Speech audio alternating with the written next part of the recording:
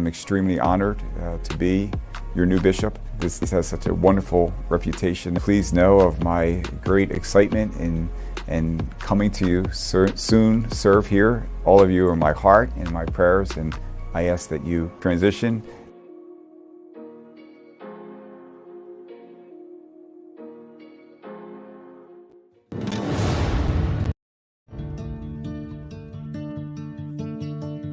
Actual fandom, and yeah, generally it's not a whole lot different from what you do, at least in terms of like the approach that we take and the content that we cover. I dedicate a lot of content time to debunking what I call anti-fans, people that engage with this media all the time but seem to do nothing but hate it and in many cases just lie about it. But yeah, I'd like to figure out some way we can collaborate, in the future on something, I don't know, some focused topic or whatever. So, because yeah, like all these guys cross over in each other's show, and it's like we should do something like that minus the bigotry. That would be nice. Right. I think that there's really a demand for it. We just have to, if you build it, they will come. Yeah, definitely. I too would like to talk to Turf Nation. We're alive. We got Actual Fandom and Turf Nation here. Yeah, this is the first, what was it called? The initiative. Yeah, the initiative, right. Yeah, no, I love when they talk about how the box office for 2020 sank because of wokeism. It's like, or COVID, guys. Well, aren't they the same thing? Oh. Isn't COVID just viralized wokeness? Yeah. I mean, if there's no definition, we can make and me whatever the fuck we want. Yeah, true. I didn't think about that. Exactly. I think we have a lot to talk about. Way too much to talk about in one stream. But yeah, which is why we should probably do more of these on a more regular basis. I'm so tired of these fucking idiots. I'm sorry, I can't bite my tongue anymore. I'm tired of fucking idiots. Stop listening to these channels that are making you more stupid. Turn them off. Do Google. For God's sake, download ChatGPT. It's going to give you better answers than all of these fucking awful channels that make money off of keeping you stupid. These people following these fucking channels, it's making our world so fucking stupid. Yeah. It's like, it takes the fun out of the fandom because you guys don't watch things to enjoy them. You watch them to destroy them. You can pick up the softback trade paper. The what now? The fucking what?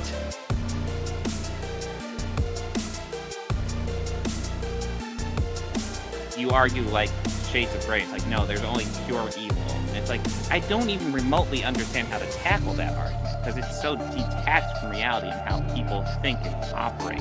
I could literally make the argument that Hitler isn't pure evil when he's doing art. Yeah, that's a Bosch level thing right there. I'm not going to touch that. Even Bob, who's like the epitome of like good person, right? Still fucks my mom every night and makes me watch. Like, there's evil in every. I wanted to add on the attack stream bullshit. Even if you don't understand power dynamics in terms of like their platform is much fucking larger than ours, so like us talking about them is not really an attack. And if it is an attack, if that's the way you look at it, then what does it mean whenever they go after a channel with 50,000 subscribers or less, fewer? When they have like what, how many hundreds of thousands? And then all you guys swarm to their fucking channels and start talking shit the way you're doing right now, and you're like, that logic you're trying to use against us, use it against, the guys you're fucking worshiping at the feet of. Because if you do, you'll realize their shit kind of falls apart too. So either apply it consistently or shut the fuck up. Google what a Wonder Woman #1 is worth right now. That's a good point. That's a good point. For $25, if I could have gotten Amazing Fantasy 15 for 25 bucks, I would have just kept it. Oh no! Right. It's almost like you've read Amazing Fantasy #15, right? $5 if I could have gotten Amazing Fantasy 15. Let's talk about. Go back to ISOM. What about it? Are you asking? What specific? Wait. You've read Amazing Fantasy #15, right? What specific action are you asking pertaining? No. Dude, Amazing Fantasy are they on our team? I don't know. Worth a lot of money. Bro, guys, the Soska sisters know what Amazing Fantasy 15 is. Eric didn't. Nope. on the topic of jiggle physics, this is like the new grifter topic. They are very adamant on Japanese games and just in general Eastern Asian games, like the newest Stellar Blade from Korea, that they're very adamant that these games are the saviors of gaming, that they are destroying the woke and the West, because the West and the left and the woke hate beauty. God damn, jiggle for me! But basically, the argument goes that most of the Western games that are coming out are actively trying to uglify women. Holy shit, that jelly can roll! Damn! Somebody asked about the Epic Verse posters. Well, I have them here. Ryan Kennel, he's going to star in he's starring in Mass Shooter. Well, dude, it's not called Mass Shooter. It's called Ass Shooter, okay? Well, I mean, actually. There you go. That's a real one. Yeah, I like how it's not like starring in or anything. He is. He just is ass. Yeah. You know, and then there's this one that's just really, you can tell they spared no expense on the posters too. Just what's crazy is that quality-wise, this is indistinguishable from the official posters. Just right. Yeah. Well, then we get to the other one, the other movie.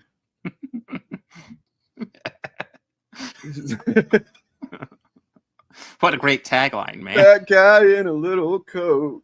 His nipples are chafed and he's tired of sucking in his belly. Well, what's great about these movies is that these are movies that speak to the everyman. Right. Well, no, that's not the real one. Here we go. This is the real one. Someone call the cops because this guy is negging middle school girls at the laser tag arena.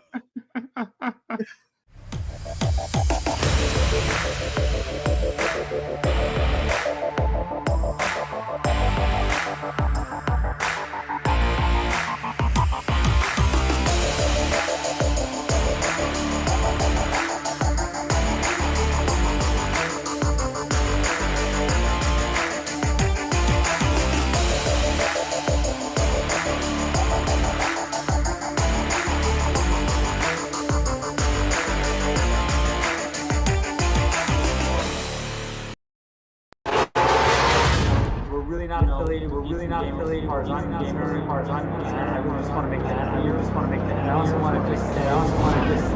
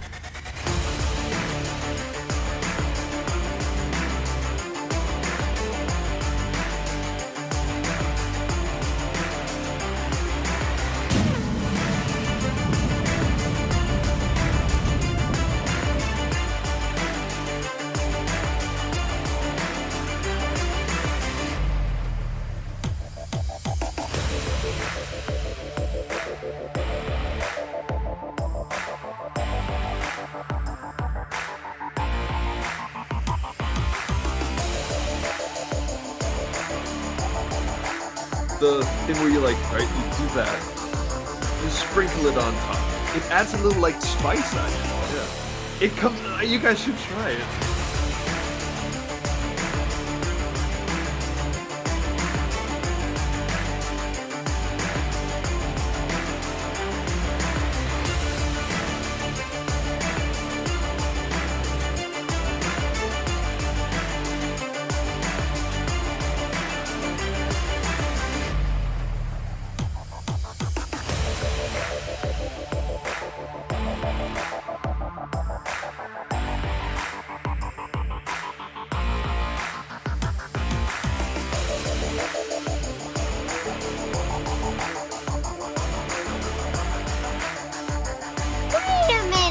Who? Are you?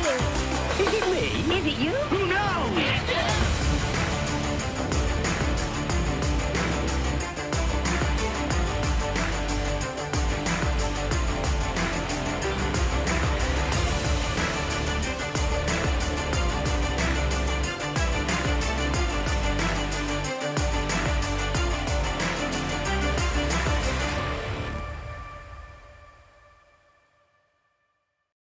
I am the Shillcast. I am Shillcast. That is me. And I am not Shillcast. Right. I mean, because yours says something else. Came the dawn. Look, that is actually one of my shorter ones. You know, of course, you got to distinguish between the intro and the pre-stream reel, right? Like the pre-stream reel was about 7.5 minutes. The intro was like 2.5. Cope. Yeah. So we told Bob to fuck off, and you know, he's pretty. Bob good was late. Bob can't even be on fucking time, so he does not deserve to sit at the big boy table. Yeah. Yep. Even though he does have some incredibly good lighting. That's a big deal. Wow. Sorry. Well, then why? No, but then it would be called Spider-Man 1. That's what you would think, right? Yeah. So I think Transformers fan 03, you're wrong. Yeah, I mean, it's not like you're not a Spider-Man fan, okay? Yeah, you're not a Spider-Man fan. If you thought Spider-Man is in something called Amazing Fantasy 15, yeah, no, that's stupid. Bob's right there in chat, Mick. Yeah, he's right there. Bro's full on just waiting for us to give him a proper entrance. It's not gonna come. No intro, just boop, he's on. So okay, Bro's patient. So that goddamn intro, that's kind of different, right? It's a little bit different. I don't know if anybody could spot the theme of that one. There's kind of a couple of things that I did with it. It's not finished. It's a draft. There's some placeholder in there. There's some longer clips than there will be in the final thing. But overall, you should be able to tell the themes. Anybody spot those? I must admit, for the pre-streams, and sometimes you tune out, you motherfucker. I do go to the bathroom and get things ready. I'm gonna need you guys to be quiet. I'm trying to read. You go for it, man. You do your thing. Yeah. So like, don't let us distract. There's two things I had in mind with that one. Well, three. One is I wanted to keep it a little bit minimal compared to my normal over editing style. Two, I wanted to not emphasize chuds. I didn't want them to be the main feature, right? And three, I wanted to showcase movies and shows or whatever that like generally chuds say are terrible, but I think at least a couple of us in this here group tend to agree that they're actually really good. So you had like the Eternals, you had Thor: Love and Thunder has its problems, but it's not nearly as bad as some people make it out to be. No, it's like a horrible film. Yeah. The Dark World is still worse. Well, I mean, yeah, I guess so. You're right.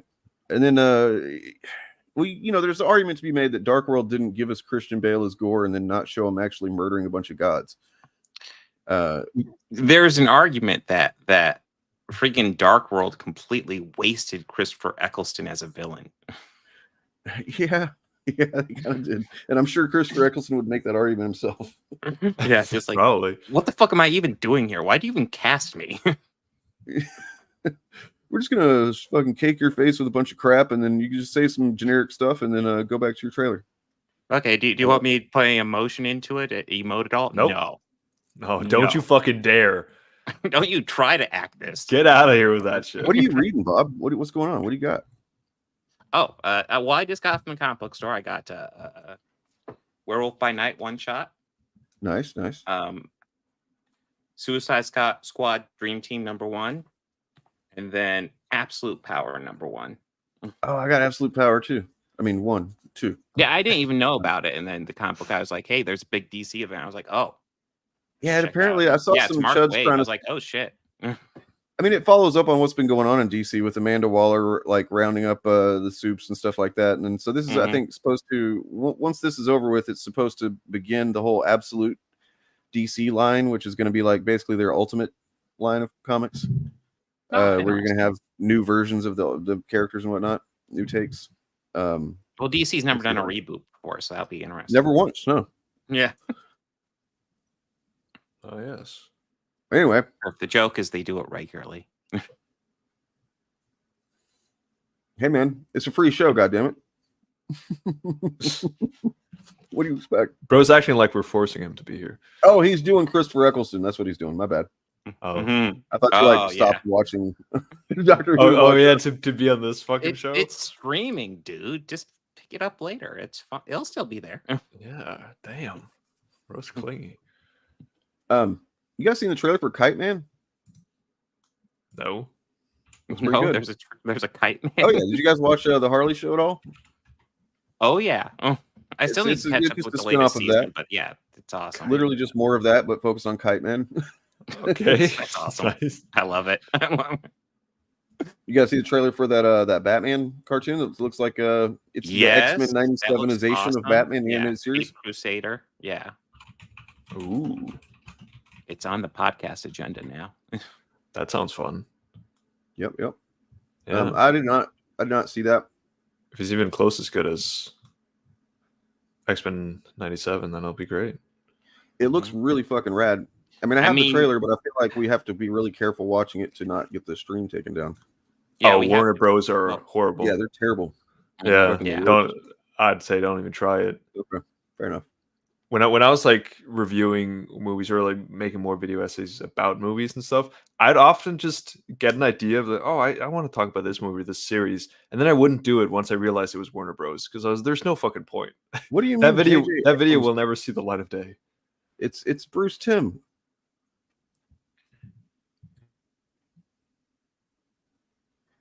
Sorry. Yeah, no, I did DC Fandom. It was one of the first live streams I ever did. Was covering DC Fandom. Yeah. And man, they fucking took me down quick whenever I showed the Shazam trailer. Yeah. I mean, not Shazam, fucking Black Adam. That's what it was. That's one thing about Disney. They're way better when it comes to copyright and stuff. At least they will get pretty liberal with the copyright, and I've used with them. And Disney's an evil corporation. I want to stress they that. are. Like when it comes to copyright on YouTube, there's way worse. Way worse. In fact, almost everybody's worse.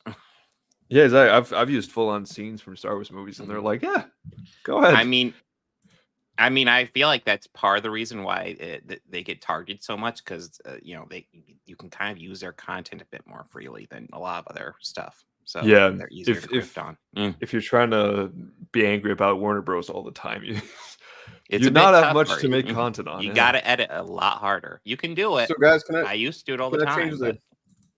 Well, not grift it, but yeah. Can I shift the tone a little bit? Of course. No, I like this tone. Because I saw some stuff right before we went live. All right. It is not the kind of thing you want to see. Neil Gaiman has been accused of sexual assault. Oh. Are you fucking serious? Yeah.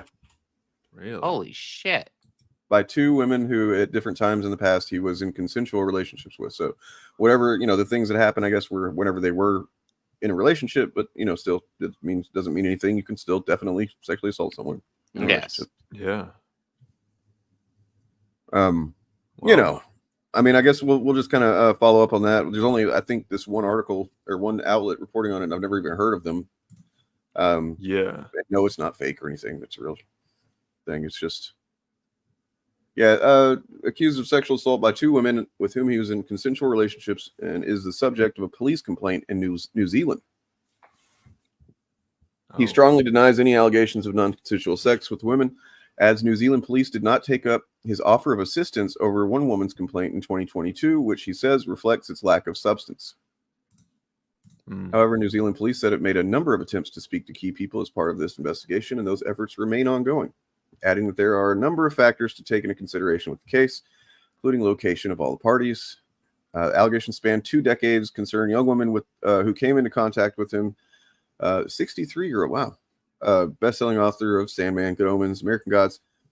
One was a nanny to his child and as a fan of his writing. It's not a perfect situation to end up in. No. Yeah. If that ends up being true, that's horrible. Very disappointing. Yeah. They're reported in the Tortoise. This is the name of this website is Tortoise. TortoiseMedia.com. Reported in their podcast, Master: the allegations against Neil Gaiman, released on Wednesday. The 4-part series examines the women's accounts of rough and degrading sex with the author of, by the way, content warning here. I didn't realize it was coming up like that. Yeah. Which they say was not always consensual. So that's all we'll go into it for now. But yeah. We'll just stay updated on that once more information comes out. You know, it just goes to show. I mean, look, if Bill Cosby didn't teach us, then you know what I mean? Like, you can't fucking assume anybody is just the image that they've cultivated. Just a decent guy. That's why I'm like, I'm an asshole. Well, nobody is perfect, but you know, I'm an asshole like all the time, so that way, like anytime somebody's like, oh wait, you're actually really cool and stuff, and whenever you get to know it, then it's like a surprise, a pleasant surprise. So yeah, no one's sitting there being like, oh, Dane, he's perfect. Right. Yeah. No, they're definitely not saying that. Well, they should. In fact, I did a stream the other day, or I mean a video the other day, where I looked at this list of freaking allegations. These allegations that I've been not allegations, but just whiny little bitchy complaints. Yeah. You know, like, listen, Rags regularly tells people to delete themselves, but you once told somebody to delete their channel, and that is far worse, Dane. The way the way they were phrasing it, it's like, I wonder if this person that wrote that list, like, is that hyperbolic in everyday life? Like, or is it just because they were coming at me about it? Like, saying that I was forcing him to delete his channel. It's like, what are you talking about? Yeah. Yeah.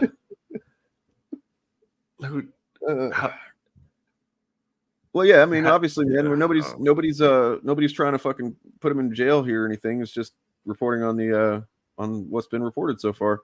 I don't think I do not have a confident. It'd be silly, naive, and stupid for anybody to be like, I think he did it at this point. All I know is the public image of Neil Gaiman, and the public image of Neil Gaiman is pretty based, in my opinion. So it's kind of disappointing, but you know, I don't know the dude. I don't know anything about him. What does DC have to do with it, man? What? That's a big old stretch you got there, Mick. Anyway, so we're going to talk about some shit today. It's going to be not controversial. Everybody's going to love it. It's not going to piss anybody off. Not at all. You guys already saw the thumbnail and stuff. Yeah. Oh shit. Yeah. Well, I mean, you know, since we're going to go ahead and talk about the thing on the thumbnail, I want to go ahead and point out, like, lots of people like to call us shills because, like, we think Acolyte's okay. I mean, I guess that's my take. You know, I thought the last episode was really good, although I didn't see the newest one. I've been called a shill, but because I said that Acolyte isn't the worst thing ever. You know, basically. Yeah, you know what I mean? Essentially, you know, they're saying we have low standards, and I would like to counter and say, my standards can't be that low because I don't watch EFAP. Oh, he got him. Whoa, he got him. Bob has no mercy. Do I have a man? Do I have a drop for that or something? Like, what? Imagine thinking someone is a shill and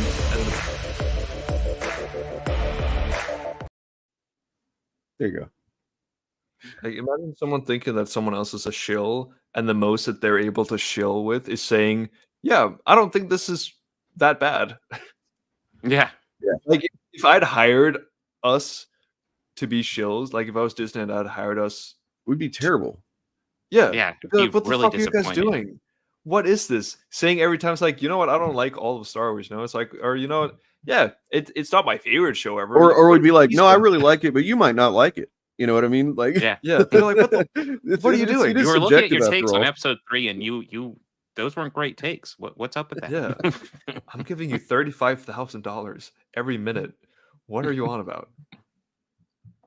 And your response was episode 3 wasn't very good. Yeah. What do you mean whenever you say, "Oh yeah, there's a lot of valid criticism to be had about this show"?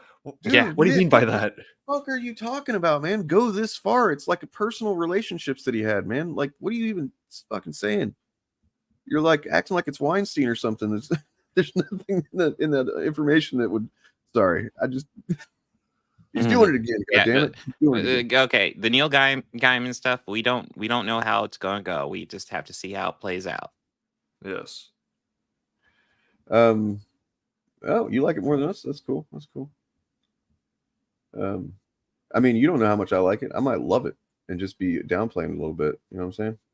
I liked how it started, and then it kind of slumped for me, and then it really picked up with 5, and then I need to see where 6 goes. I was into it. Definitely, like when it first started, the first part of the first episode, I was like, okay, this has the potential to be great. Yeah. And then the story didn't really grab me until really kind of the third episode was more like, oh, this is fucking bizarre and interesting, but I don't know that it was like grabbing me. Yeah, it definitely didn't grab me, but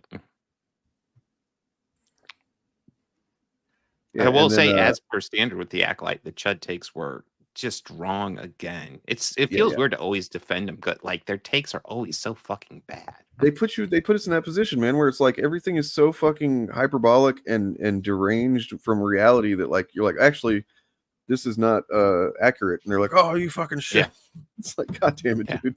Yeah. Like they're redefining the Force. No, actually, they're showing the Force from a different religion's point of view. What you show? It's also a shame when a show gets so much hate that sometimes you almost feel like you need to give it support, and it's like a little bit more support than you maybe wouldn't have if people weren't going crazy about it. Mm-hmm. You almost feel like you have a little bit of responsibility. I mean, we don't have to protect it. We can talk about some other stuff before we jump into the other shit. Since that's probably going to be the rest of the stream, I would assume. Anything you guys want to talk about today besides that? Or? I mean, there's a big topic that's very important for the world at this point, and yes. And it's that I hadn't thought about it today. If things go kind of poorly in the next couple months, then you guys might have a dictator. Put aside for me, right? I do. Yes, is going to let us move in with him and wherever the fuck he lives, and everyone in the stream can come. Yeah, I got 2 kids. I'm taking them with me. Yes, everyone is welcome. No, that's whatever happens in America, it affects the whole world. Well, because look, it's horrifying to see right now. Yeah, I've actually got a good video here that kind of expresses what's going on in America. Let's go ahead and play this.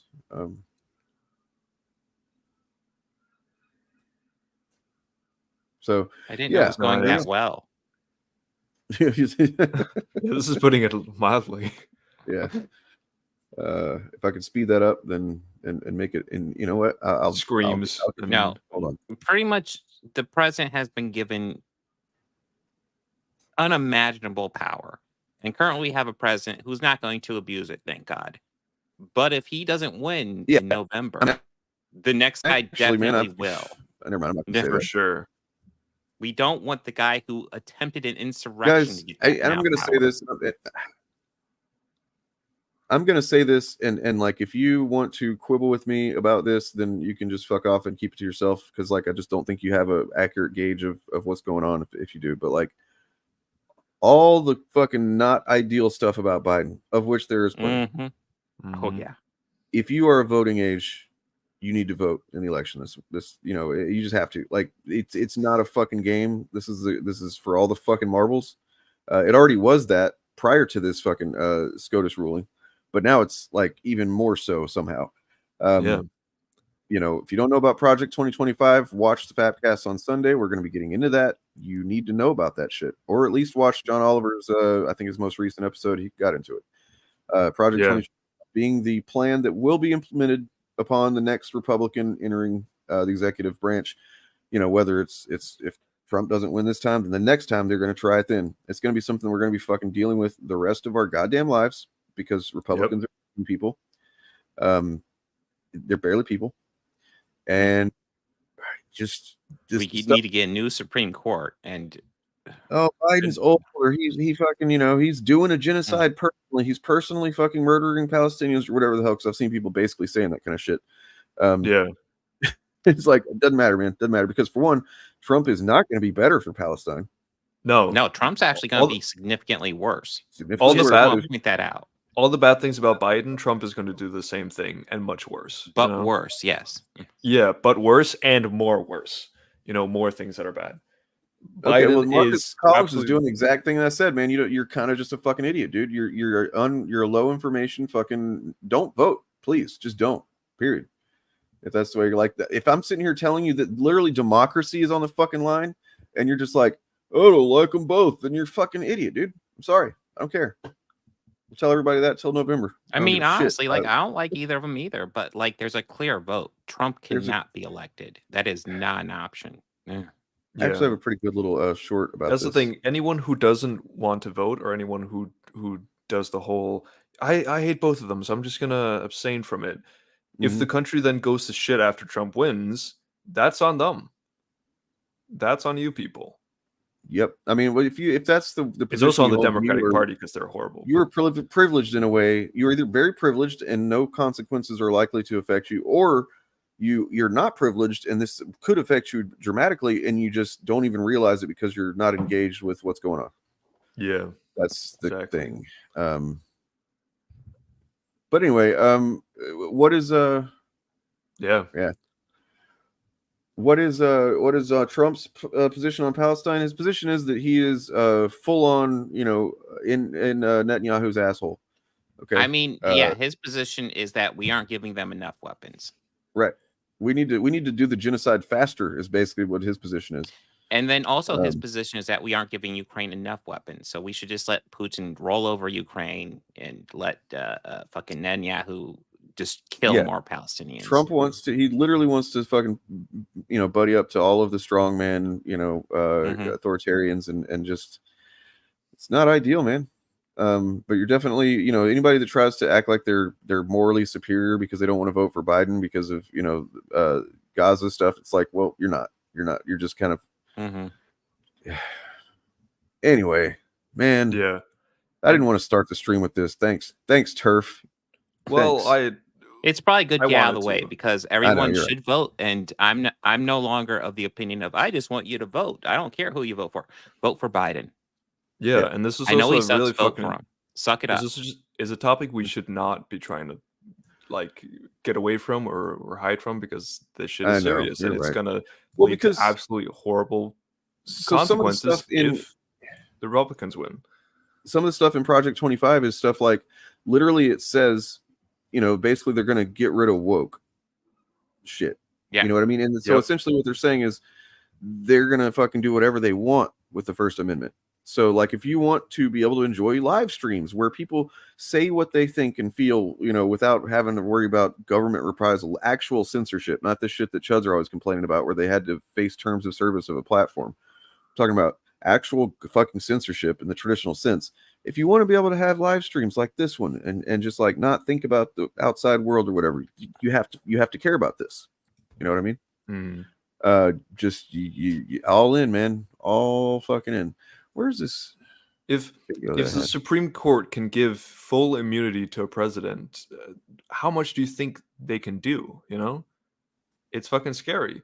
A lot of the things that in Project 2025, obviously they probably can't get all of it done, right? But they can get bad shit Trump done. has the power the Supreme Court just gave him. He could probably he literally, guys. I don't know if you realize our legislative branch is essentially neutered right now. Like there's almost no point to it right now.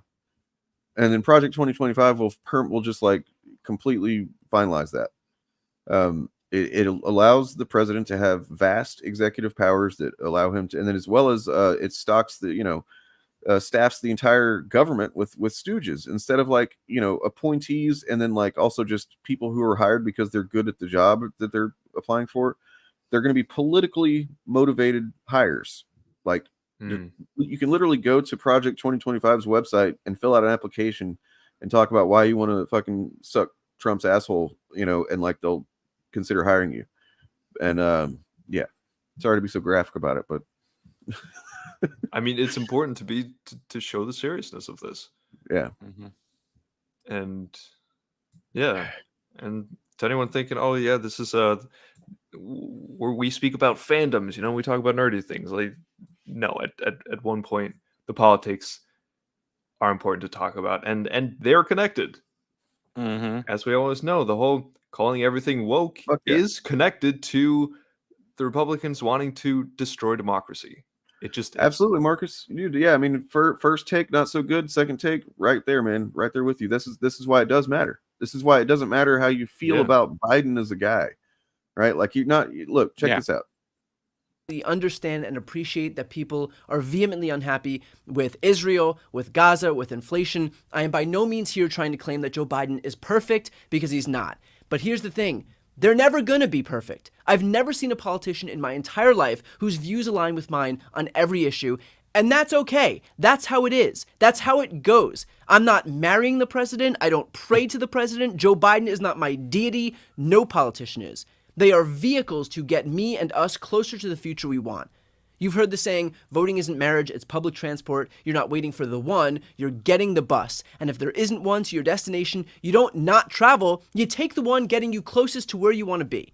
If I were to say, I'm not going to vote for Joe Biden because he wasn't perfect on every issue, that would be me sacrificing my future. And using my vote to punish Joe Biden is not more important than using my vote to protect my future. That's giving him all the power. That's making this election about him and not about us. Base. It's a good take. Yeah. And this is before all this shit popped off too, so. Yeah. Like one thing I even wish that he got me more at is not to say, like, obviously I don't think, like, when he says he doesn't think Biden is perfect, I'd say there's, like, because that's even at some points making him too good, you know? There's points where Biden is fucking atrocious, you know? We need to hold him accountable for what he's doing with Israel and Gaza right now. Yes, and that is the key point. That is the key point. But we need right there because, sorry, go ahead. Yeah, sorry. It was just like, but we need to keep it in perspective, and that's what he's good at doing here, right? You need to keep going. You need to choose the person who's more likely to get you to where you, or closer to where you need to be. Trump is going to be worse than Biden on the bad stuff, and there's also going to be way much worse. So here's the thing that this should really, like, I don't know. Hopefully I can phrase this in a way that really cuts through. But like what you just said is that we need to hold him accountable. Absolutely, we do. We need to hold our president accountable, which means that we need to vote for the one that we will still be able to hold accountable, and not the one that's literally making it so he's so protected and insulated from any accountability that we are fucking helpless. So yeah, vote for the guy that's not perfect, because we can still fucking, urge, we can urge the Democratic Party to do the right shit. Anyway. I mean, the biggest thing I've seen pushing against Biden right now, and I actually suspect it's not natural, but I'll just go ahead and treat it like it's natural. The Israel-Palestine thing. People are pissed at Biden for that, and I fucking get it. I get it. What's going on there is atrocious. So check this out. Go ahead. Okay. I'm sorry. I keep trying to jump all over you. Israel-Palestine. Derailed my point. But I need to get back on the rails. I'm sorry. You were talking about obviously Trump's going to be so Israel-Palestine. Biden is really, he's more or less backing Israel for the most part. But the thing about Biden is that his base is not with him on that issue, meaning it might have an influence on him. Now, if Trump wins, I can yell about Israel-Palestine all I want. He's not going to give a shit because the base is with him on that. We will have no influence over him whatsoever. And in fact, if you try to organize and go protest, you might get arrested. Yeah. I mean, think about this, guys. Remember back to 2020 during the summer, and we had fucking exercising our First Amendment rights all over the country, all over the world, really. But all over the country, people were BLM protests and stuff. And then you had Trump sitting in I'm in fucking Portland, man. I'm in the city where they fucking sent. They were actually I think they were border patrol, but they were in some unidentifiable fucking costumes or whatever, and they showed up in Portland because Trump sent them there, and they're like snatching people off the street and putting them into vans. It was fucking terrifying, dude. That was just a little hint of how things would definitely go if he just had full authority, or so the thing that really, like John Oliver said, is that Trump's first term, they didn't expect to win any more than anybody else expected to, right? So they were not prepared to do much. They just kind of fucking fumbled their way, and anything that they did manage to do was just like, oh, hey, we excellently did that or whatever. But this is literally over preparing for a long time. That's what they've spent the last few years doing, is okay, if we get him back in there, we're gonna fucking be prepared to do all the shit we want to do now. And you should be fucking scared of that. Yeah. So Yeah. What are you guys' position on the whole? Because there's a lot of debate right now about whether or not Biden should step away and a new candidate come in. Honestly, man, Honestly, I'll be honest. I kind of don't care. Whoever it is, I'm going to back him over Trump. I don't care. Right, because look, Biden obviously because Biden's fucking old.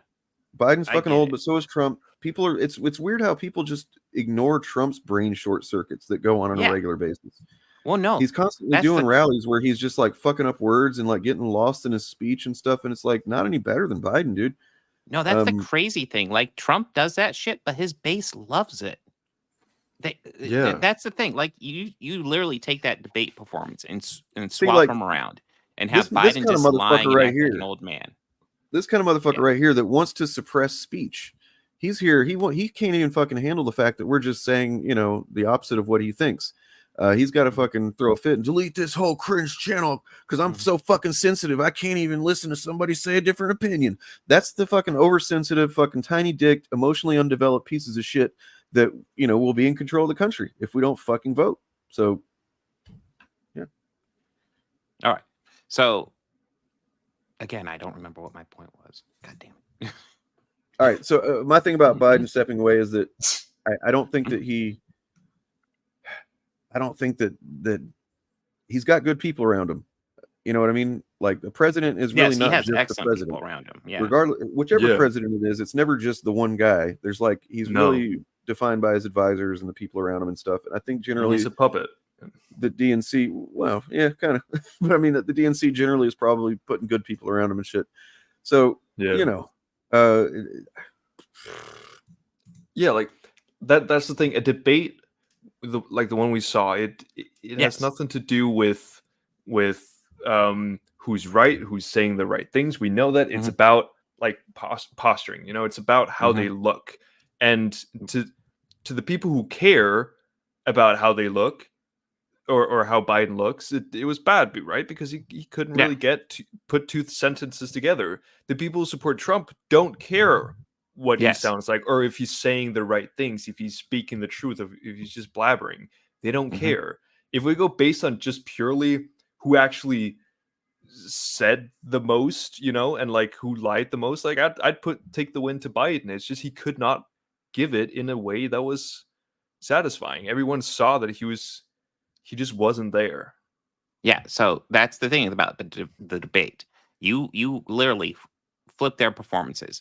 Biden is up there acting like an old man, lying about everything, talk about how he's the best president and Trump's the worst. You mean Trump? You know, all that stuff. And then Trump is just up there kind of fumbling, struggling to get talking points out. His base would be talking about how terrible it was, how Biden was just lying all the time. And then, you know, our side would be like, God damn, Biden lies all the time. Exactly. Because they both did a terrible performance. They both did. Just Biden has a higher bar. Exactly. One side cares more about that. Yeah, one side actually cares about the issue. The other side, honestly, just cares about sucking this guy off. I swear to God. It's like if you have I don't want to say children because you know all my kids are fucking rad and amazing, but like let's say you have like two dogs and one of them is just kind of like the dumb one, you know? Yeah. And the other one's really like good at smart and you listen. It's like you don't expect much from that dumb one. So you kind of just get used to like accepting bare minimum from that guy. You know what I mean? Yeah. And that's how Republicans are generally. They're just the dumb ones. They're like, yeah, okay, yeah, look, okay, you managed to not shit yourself on stage. Good job, man. Dude, if Trump shit himself on stage, it would still be celebrating victory. Actually, I did see a David Pakman video where he was listening. There's apparently one point in the debate when it does sound like Trump might have farted or shit himself. So, you know. Yippee. Yeah, good stuff, man. Good. This is where we're at. And like fate of the world.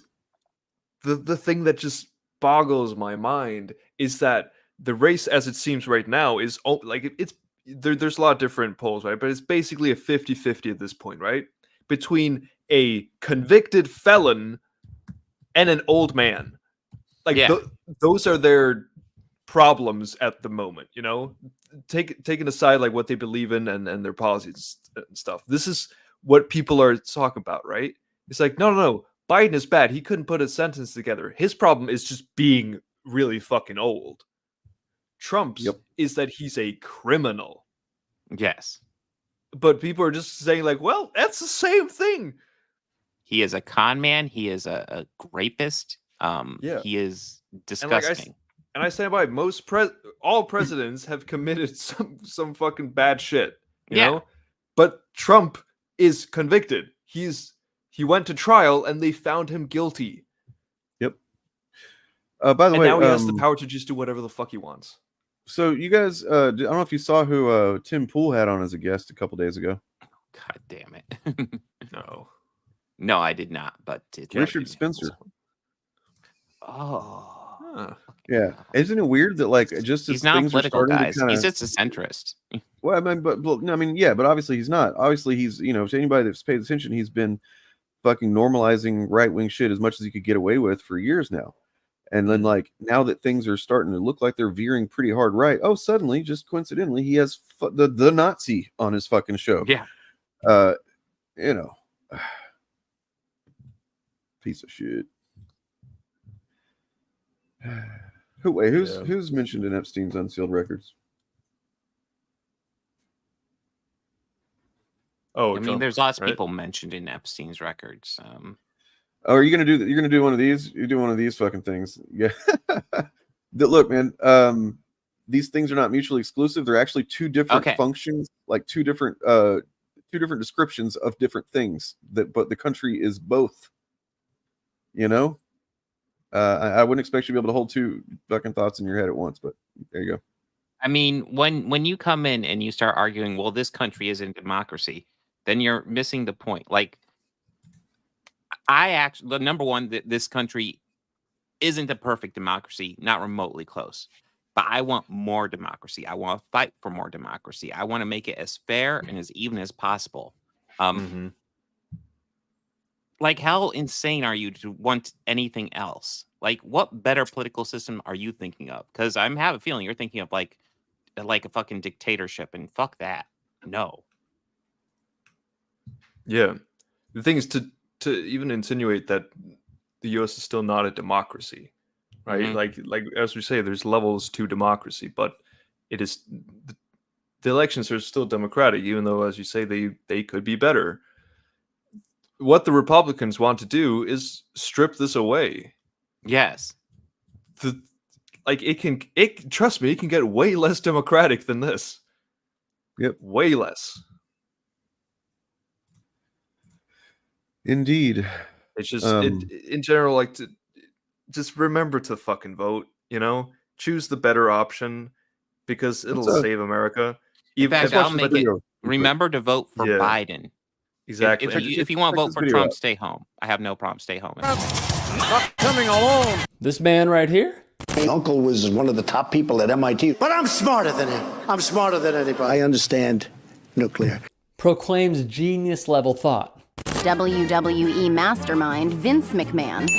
Yet gets played by fake sports. Like the WWE, which is near and dear to his heart. I don't know what I said. I don't remember. He's offensive. Trust me, I'm like a smart person. And untrustworthy. Metrics right here.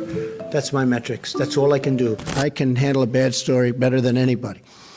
As long as it's true. Well, let's put that to the test. China has total respect for Donald Trump and for Donald Trump's very, very large brain. He speaks on it as a means of projection. However, let's go all the way back to 2007. On an episode of Monday Night Raw, World Wrestling Entertainment Chief Executive Officer and Trump bestie Vince McMahon was filmed walking to his limousine but smelled something fishy. Regardless, McMahon, then age 61, entered the vehicle. Upon the door closing, the car blew up, with pieces flying all around. One person... Okay, guys. Did anybody watch that whenever that was going on? I've seen it like afterwards, but not when it happened. You have no idea what you're about to hear. Like, this is the guy that is the option other than Biden. Okay, but just brace yourselves. Who thought McMahon died? We need brain in this country to turn it around. You guessed it, this guy, Triple H. 2019 WWE Hall of Fame inductee spoke with Opie and Anthony in 2008. Of course, you're talking about the limo explosion. When we saw that, what kills me is so many people call. I mean, the office next day, like people. I'm not kidding you. Like, and they'd probably be mad at me for saying it, like Trump called and was like, "Did something happen to Vince?" You know what I mean? Like, did Trump not understand that was a skit? No, he did not. Which led to Goliath posting this fantastic meme from The Simpsons with Trump's smart face. Is this surprising to anyone? Of course not. The 45th president of the United States suggested nuking hurricanes to disrupt them from hitting landfall. He believed and continues to believe that windmills cause cancer. For the record, scientific studies have not identified any human health risk. This is an island surrounded by water, big water, ocean water. The stable genius suggested the American people inject disinfectant to treat the coronavirus because he does not value any human life other than his own. Speaking of value, Donald Trump was once part of a WWE storyline wherein the president bought Raw in 2009. The result? It sent the WWE stock plummeting. It dropped 7% in the first few hours.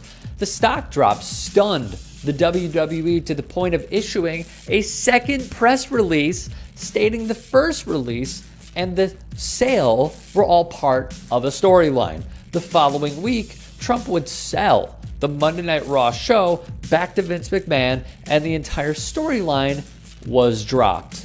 Stable genius indeed. Stable genius validated. Stable genius verified. This is your president of the United States of America.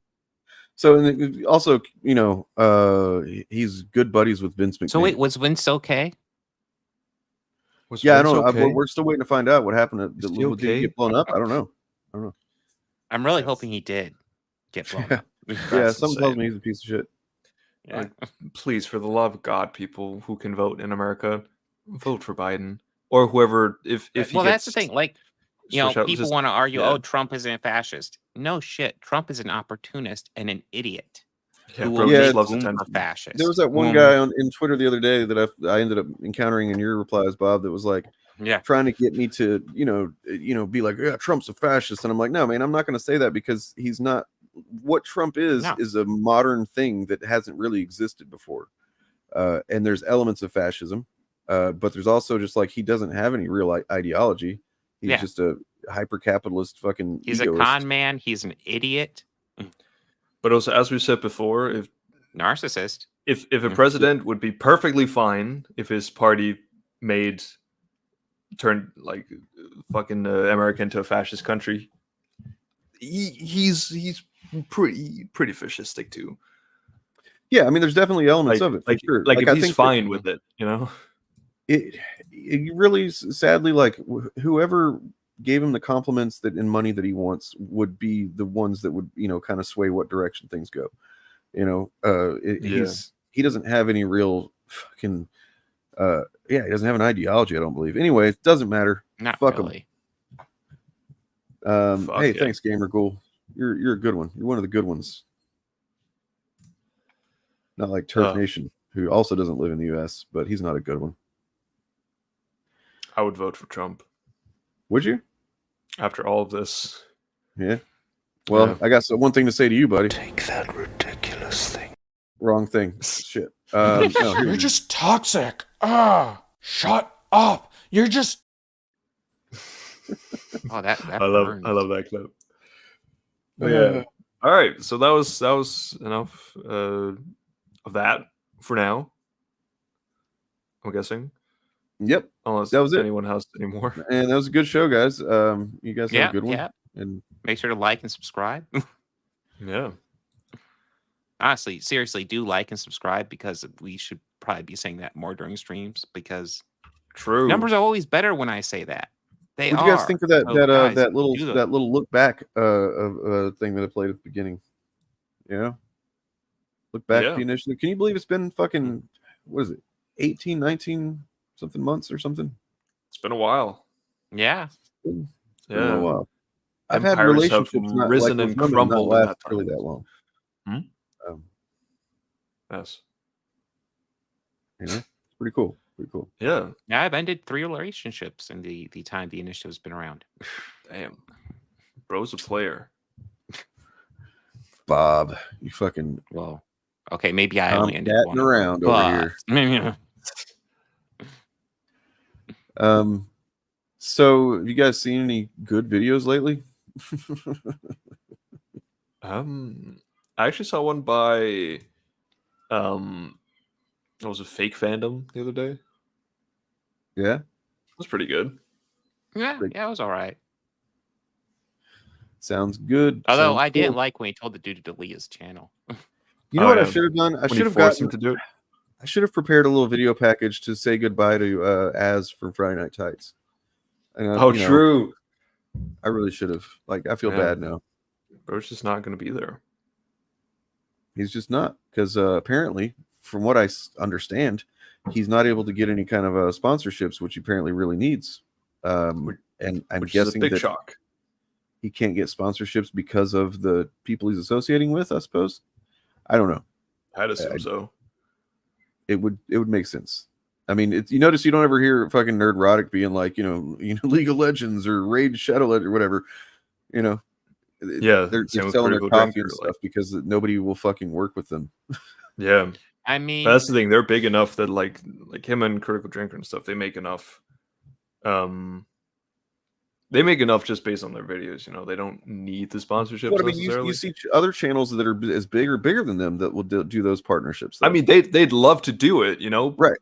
They'd love the more money, but it's like at least they're at a point where they make a shit ton of money just based on their videos. Whereas a lot of the people under them perhaps don't get as much, not to the level of like, oh yeah, if I continue this, I'll be good for life,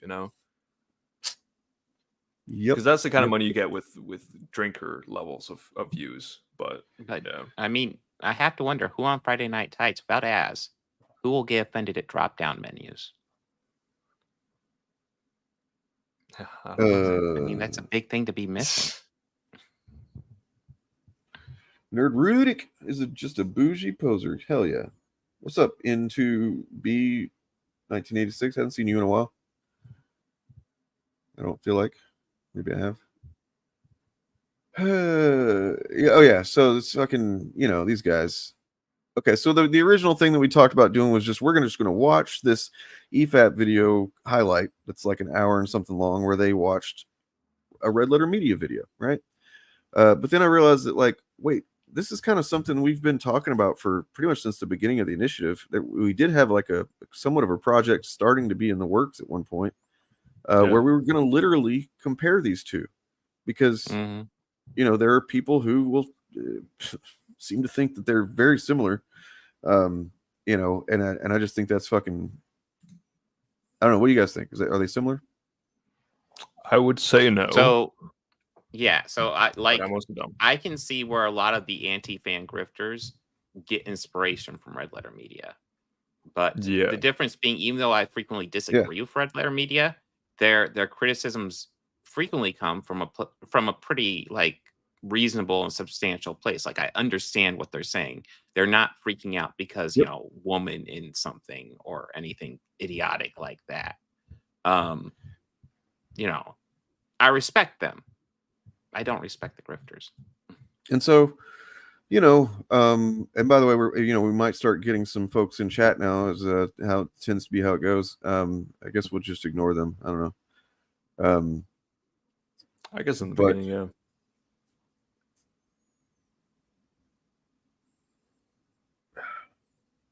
Yeah, I mean, everybody fucking, you're right. People love Red Letter Media. Like, everybody wants to think that Red Letter Media is on their side, I think.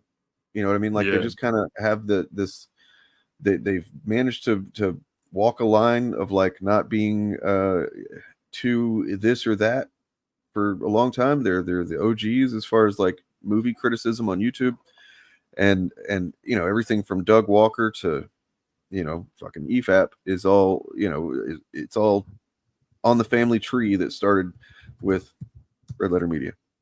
And so it's kind of bizarre that suddenly EFAP would just go after them. Seems like, you know what I mean? They haven't done it before, as far as I know. but like, I mean, it's not bizarre. As you can see, the thumbnail, I'm now considering them the attack dogs of anti-fan grift.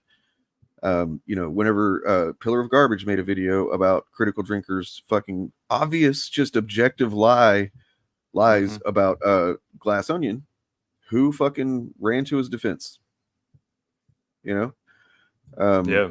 Whenever Anthony Garmuglia or whatever made a video recently, and just generally kind of touched on the grift overall, who ran to defend the grift, right?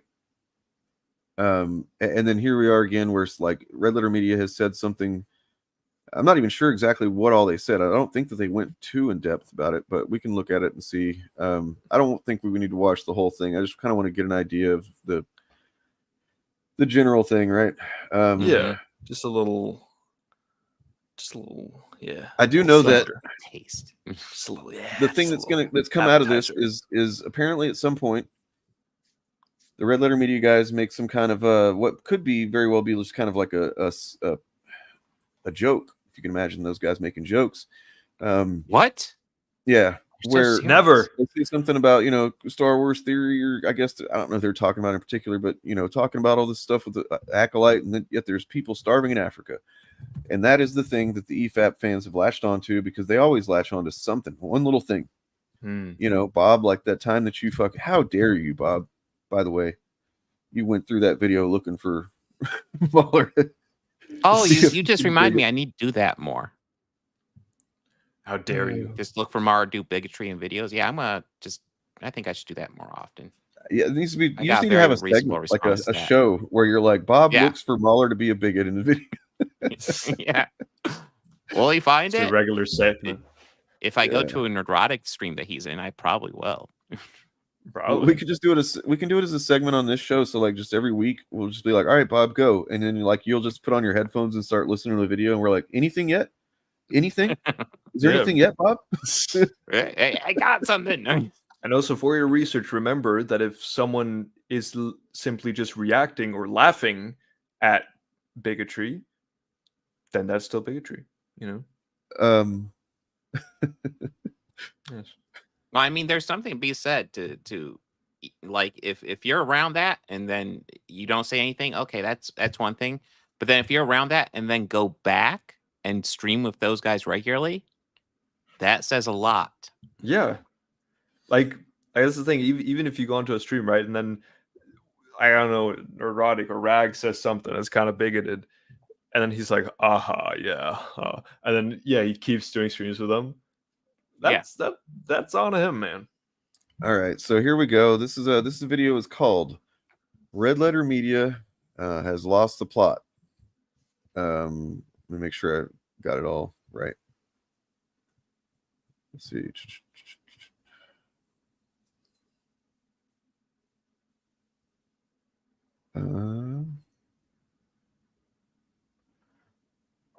Well, shit.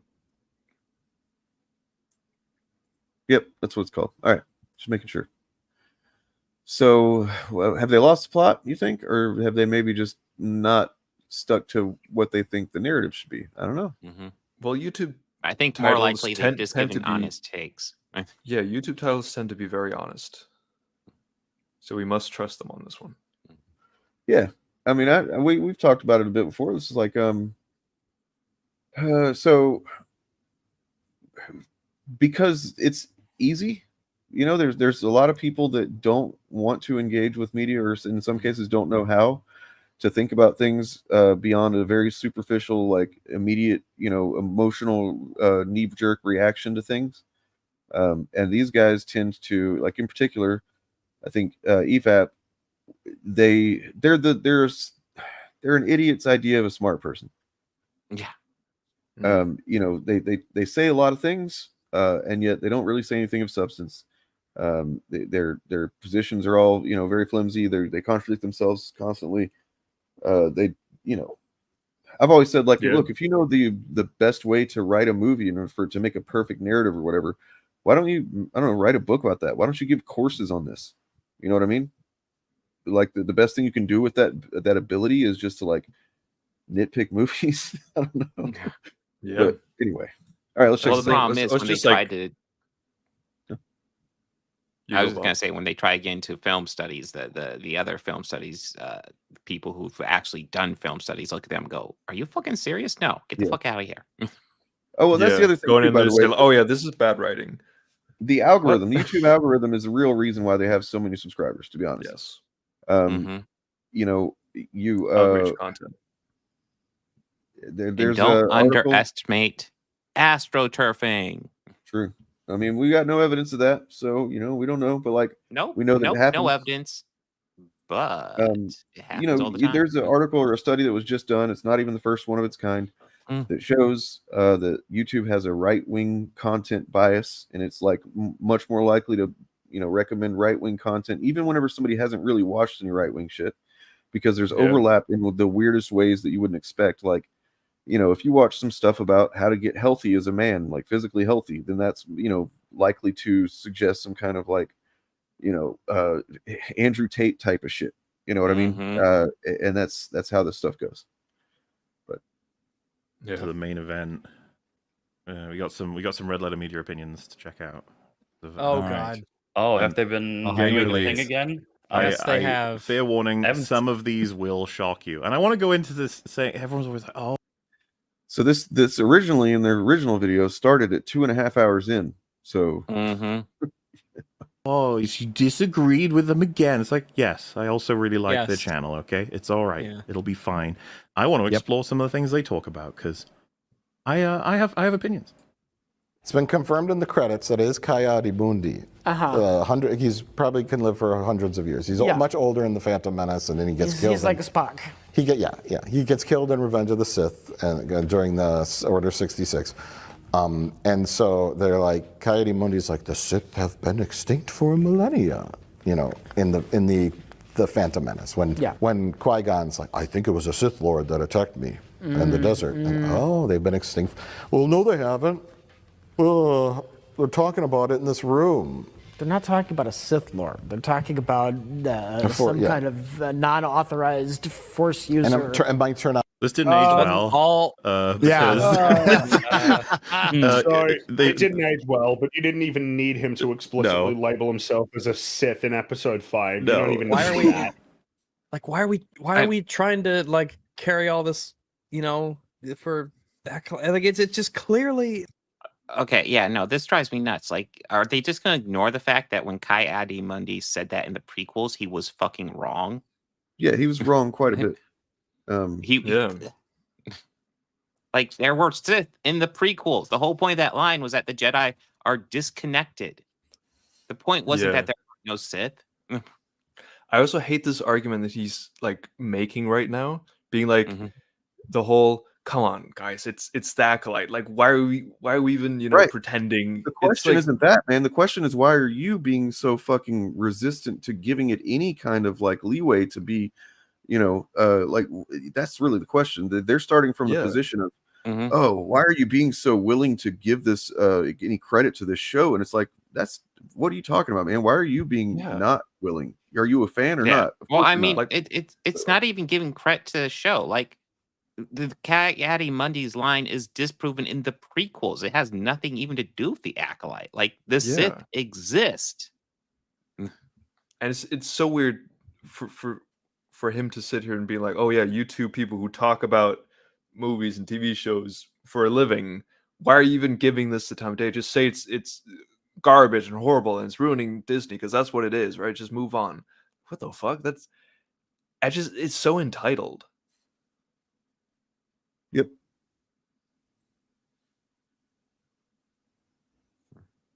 Like, well, it's stretching and the jumps. Like, why this? It's rich that Mike will get that tedious about Star Trek and then go, look at the Star Wars guys. It's like, bro. We'll get there. Because as an avid, I imagine, Rags, you're the same avid enjoyer of their Trek breakdowns, even when I haven't seen the shows they're talking about. They went through all of Picard season 1 and 2 and 3, right? I believe.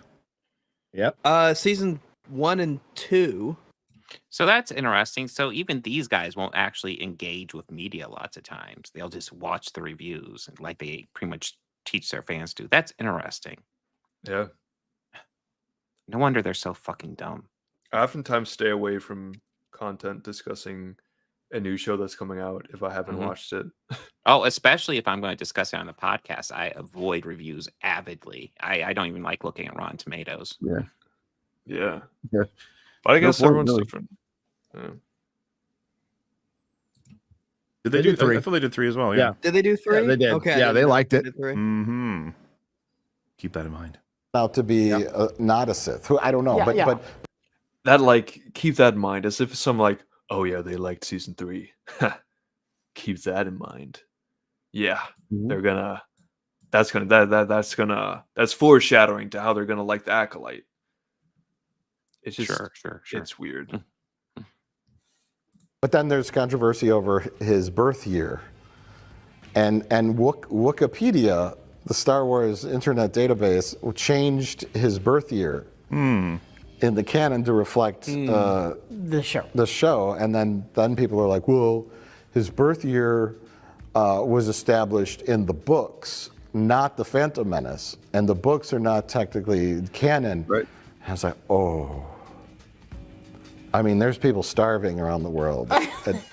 Yes, there is. And here you are talking about the Acolyte. Okay. So yeah, this is a really awkward place to be. You should never, as people.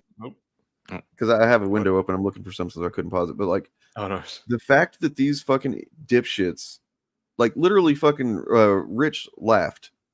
Mm-hmm. You know what I mean? Like clearly, it's a bit of a joke. Like, yes, there is some truth to the fact that like you're making a big deal out of this for no fucking reason, but using that specifically as the thing he's like, you should be, but then you literally look at the comments under this video on EFAP highlights or whatever the channel is. Literally, like everyone for at least the first 50 or so is something about Africa and poverty, and like just it was a joke done by Mike Stochasta, and all he is pointing out is that there are real fucking problems in the world. Who gives a fuck about Ki-Adi-Mundi's birthday? It was never set up in canon, never set up, so they can change it. Even if there's not real problems in the world, like it's still a fucking silly thing to get upset about. You're just to that extent, Yeah.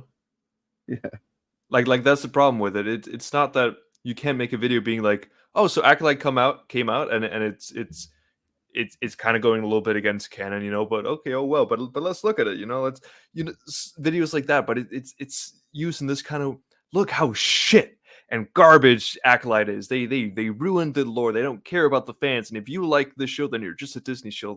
That's taking it too far. If you just want to talk about how it's different from the novelization, cool, right?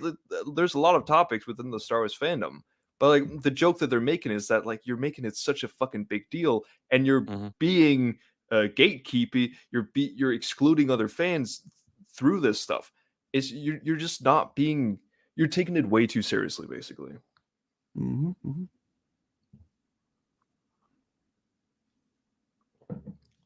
Also, just in general, I hate the whole concept of every frame of pause. Like, it's just so Yeah, oftentimes an argument or a sentence won't even be finished, and they're like, so and then they talk about for 20 minutes about it. It's annoying.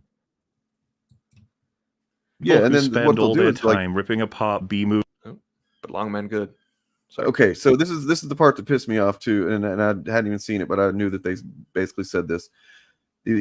Mahler's starting to talk about how they spend their time ripping apart B movies, and then they're gonna like get upset because or say criticize other people for caring. It's like, okay, what Red Letter Media does with Best of the Worst, because it's one of my favorite shows on YouTube. So they haven't even watched Best of the Worst then, because like they do rip it apart, but they have fun with it. They genuinely enjoy it. The difference between what they do and what EFAP does is Best of the Worst. Red Letter Media is looking for. They're looking through bad movies to find one that they sincerely enjoy. Yeah, gems.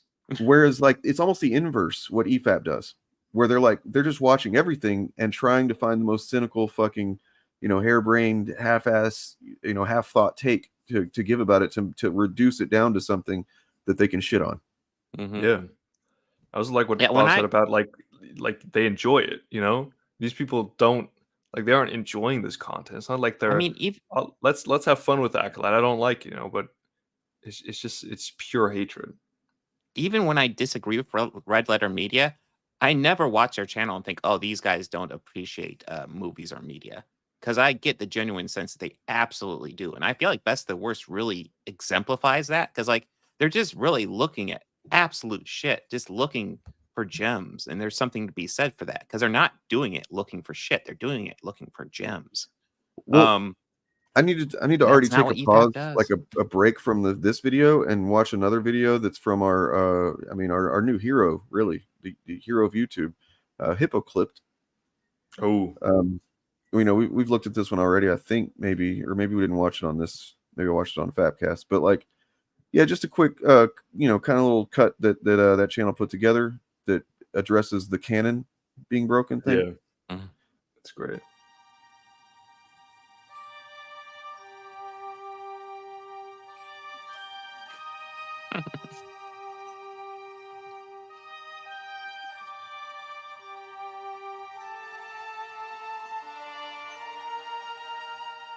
And these last points, too accurate for sand people.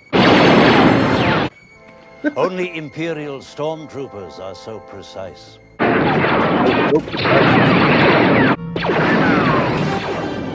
Broken cannon, broken cannon.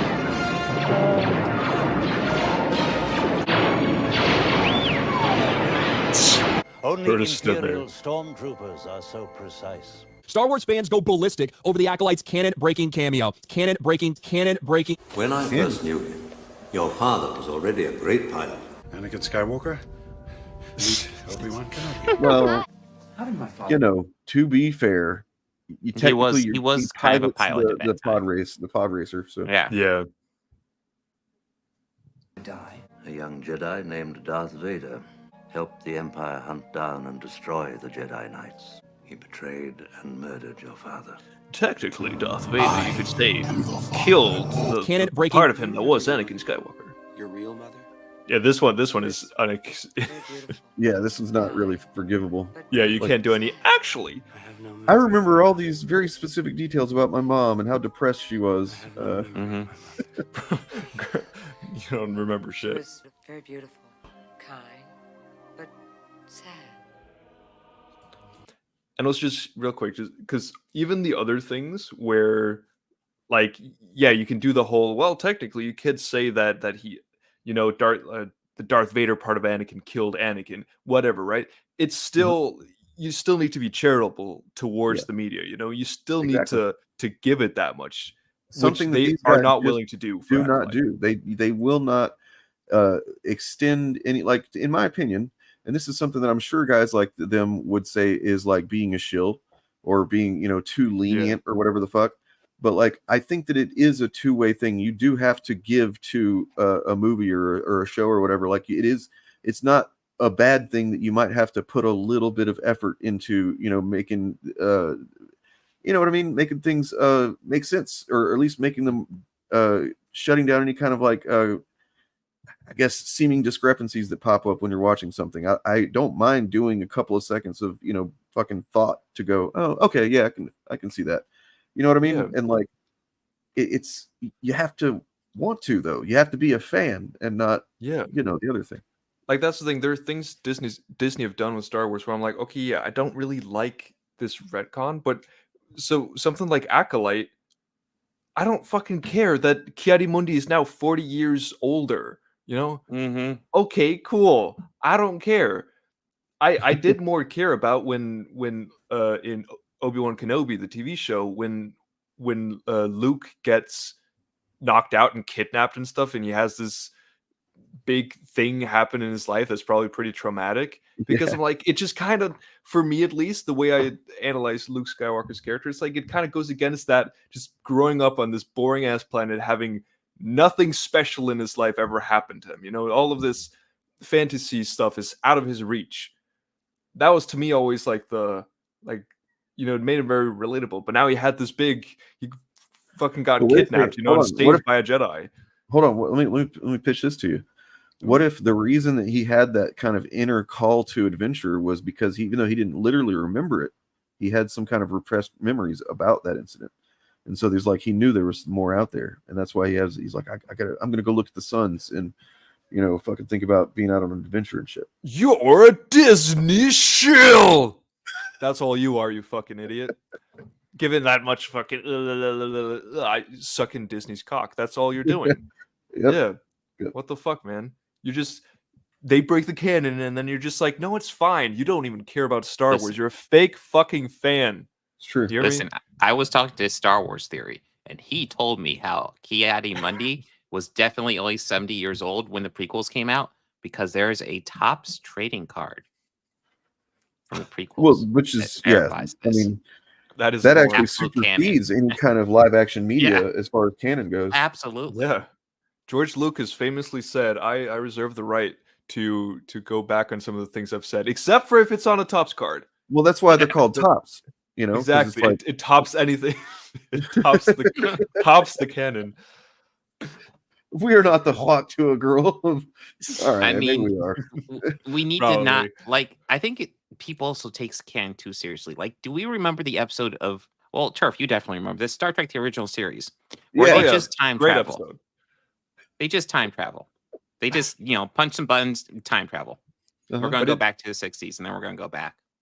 It's easy. But it is also canon that Star Trek is garbage and doesn't matter. So bad take.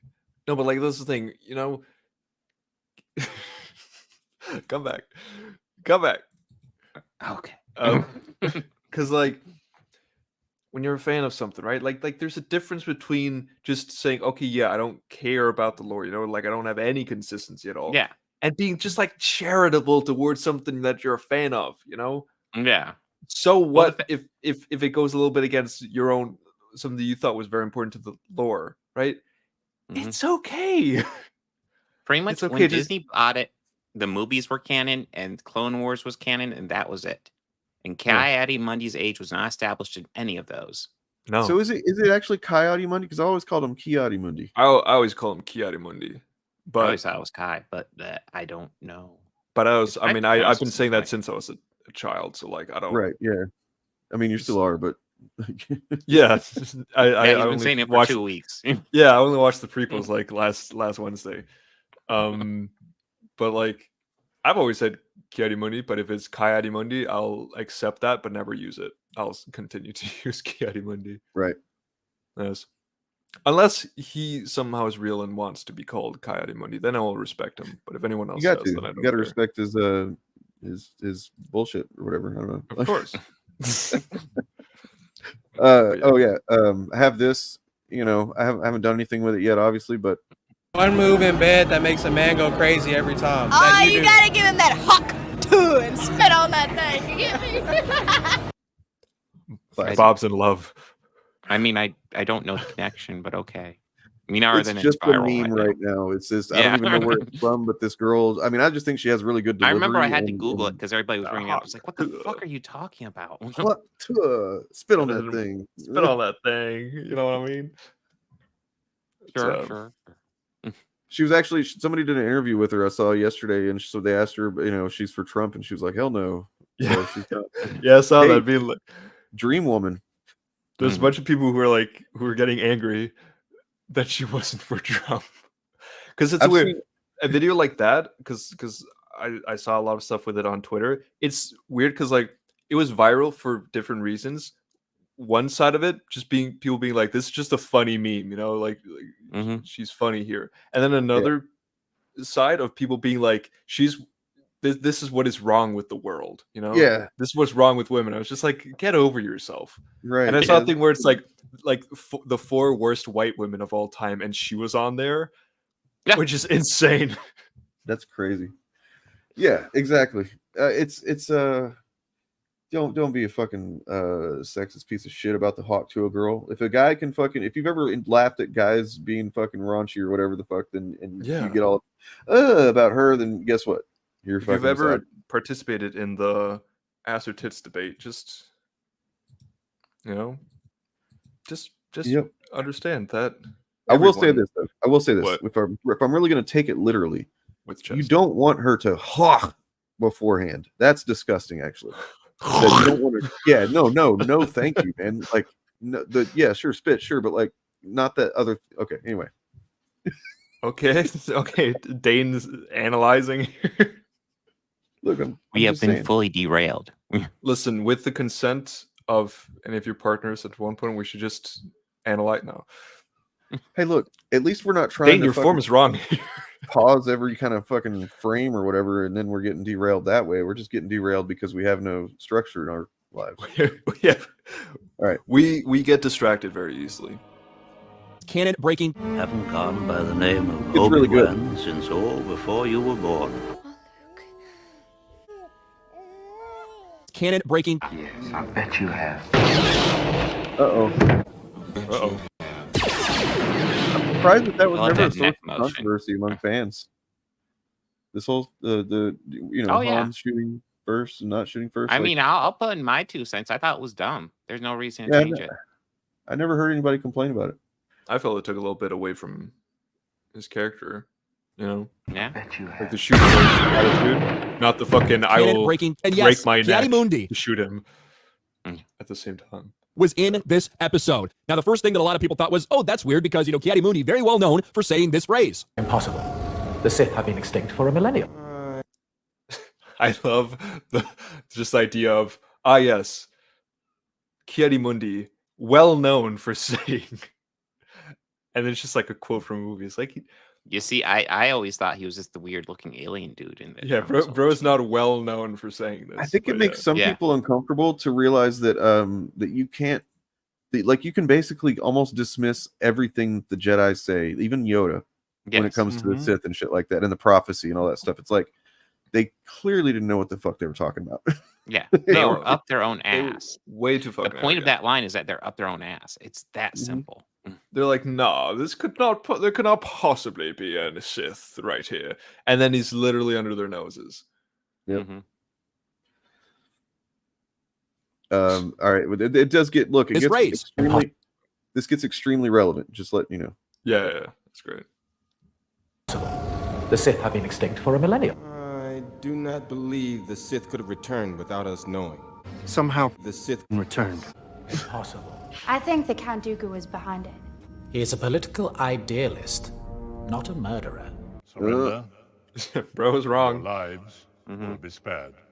Impossible. You keep using the word. I do not think it means what you think it means. Mundi, very well known for saying this phrase. Impossible. The Sith have been extinct for a millennium. And to be fair, they don't exactly know if it's Sith or what it quite is. Yet fair, they don't exactly know if it's Sith. The problem is, Mundi shouldn't have been born for another 40 years. But this is Disney Star Wars. This make it make sense. But this is Disney Star Wars. But this is Disney Star Wars. This is Disney Star Wars. Disney Star Wars. Make it make sense. This might be the wrong one. He's a former Padawan who could put out sustained fires in the vacuum of space. Sustained fires in the vacuum of space. Sustained fires in the vacuum of space. Fires in the vacuum of space. Fires in the vacuum of space. Sustained fires in the vacuum of space. All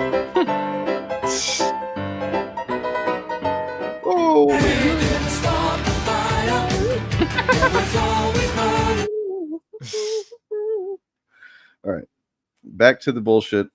Yes. Movies that was a from very the quick 80s. segment. I'm proud of us. Who made their We've really made good progress. channel ripping apart the prequels. Telling people they are cringe. Okay, now let's just go ahead and say fuck this video, because look, we know that we're just gonna sit here and pick apart everything that they say. Let's jump past that. Let's fucking use our big brains instead of doing like reacting to every second. Let's do a literal comparison of how these two channels operate. Yes. Real quick, I just need to quickly go to the bathroom, but you guys can continue. Okay. It'd be cool if we had like a graphic or something that like broke down a comparison between yeah, these we two, should right? really get a graphics guy, a guy who does graphics a lot, and to do that for us. So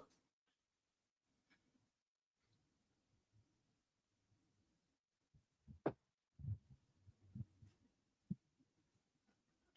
right.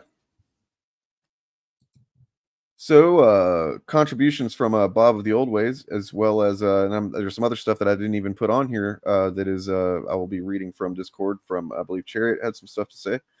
All right, so I did not know the word obscurantist until today. but it is a word. Deliberately presenting information in an imprecise way designed to limit inquiry and clarity of understanding of a subject. Okay, that is EFAP. Mm-hmm. Like when you listen to them try to explain, their fucking weird justifications for saying things are objectively bad or whatever the fuck. It's like, it's not something that you can really use as a methodology in another context, usually. Do you know what I mean? Like, it's just a thing that is just, they're making shit up, essentially, pulling it out of their ass. Yeah. As opposed to Red Letter Media, who's clear and concise. They're also entertaining. Brevity, recognition of subjectivity. And as a great man once said, if brevity is the soul of wit, then I guess, wait, hold on. I got to remember exactly what. Is this your quote? No, it's not. Brevity is the soul of wit. EFAP is the ass. Yeah, EFAP is the asshole. That's right.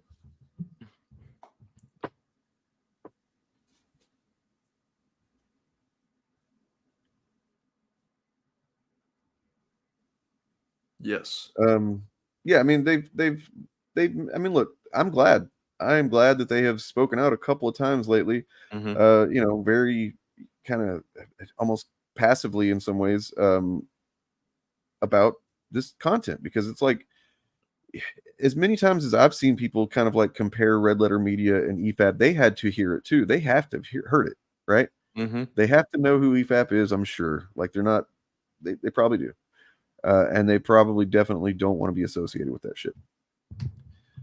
So yeah, EFAP cosplays as film understanders, whereas Red Letter Media actually has knowledge of filmmaking techniques. That's something you'll never fucking hear EFAP talk about. Everything from their content is just zeroed in on the literal story. It's like the way they're watching a movie is almost like they're just seeing the screenplay, scroll by on the screen instead of anything else. Yeah, it's just pure plot.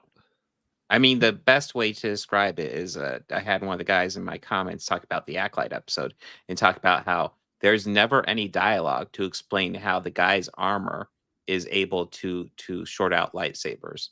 It's like, they don't need dialogue because we're watching it happen. It's right there. They're putting us in the position of the Jedi who have never seen it happen either and going, holy shit, he can do this thing. Right. You're like, oh shit, he can do that? I don't know what that is, but it's doing it. That's part of the experience, man, is not knowing literally everything that's at play. And then these are the types of people that I think would dismiss that as, like being lazy or something. They didn't set it up. They're setting it up by showing it to you right now. Because they're the people that they've heard Chekhov's gun before, and so they think that just applies to literally everything. Yeah. You know what I mean? Like, if you're going to use armor that can disrupt lightsaber, you should have set that up and shown it on the fireplace earlier in the so they think critique is just nitpicking a work's perceived flaws. And I know that whenever we talked to Southpaw and SK and stuff back in the day, they did not like the term nitpicking. And I'd imagine, that's probably because it is nitpicking and they don't want to hear that. If you're doing this like for, we talked about it with them, if you're just doing this because you want to be really, pedantic, I guess, and just like super hyper detailed oriented about pointing out things in a film, okay, but like, that's not a way to judge the thing and like criticize. That's not criticism at all. Yeah, that type of thing is not my bag. If you want to do it, that's fine. But understand, it's not objective. Your final say is not the say. It's all subjective, man. And they believe film analysis is mostly based on objective criteria, which is stupid. Whereas Red Letter Media understands subjective nature of film. And, of course, it gets tricky because people will talk about a movie and stuff as if it's just objective, in any way. Like, unless you're literally stopping every opinion you say to say, well, that's just my opinion, that's subjective, then it's going to kind of sound like you're saying it from an objective point of view. But, I mean, you are kind of taught, like when you go to film school and writing school, when you're writing your opinion, to kind of give it as fact. Now, it doesn't mean it is a fact. You are definitely giving an opinion, but like you present it in an authoritative voice. Yeah. That's just something you're taught. I mean, even like in other academic fields, even if it's more scientific, like if you're giving an argument, oftentimes you don't have to say, "In my humble opinion," Yeah.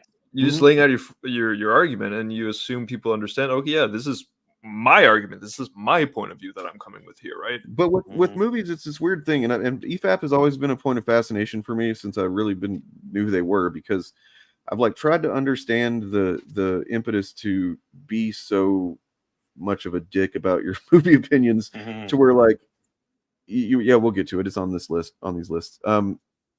See, EFAP doesn't understand that film and TV is a visual language, and that film TV writing is not just dialogue.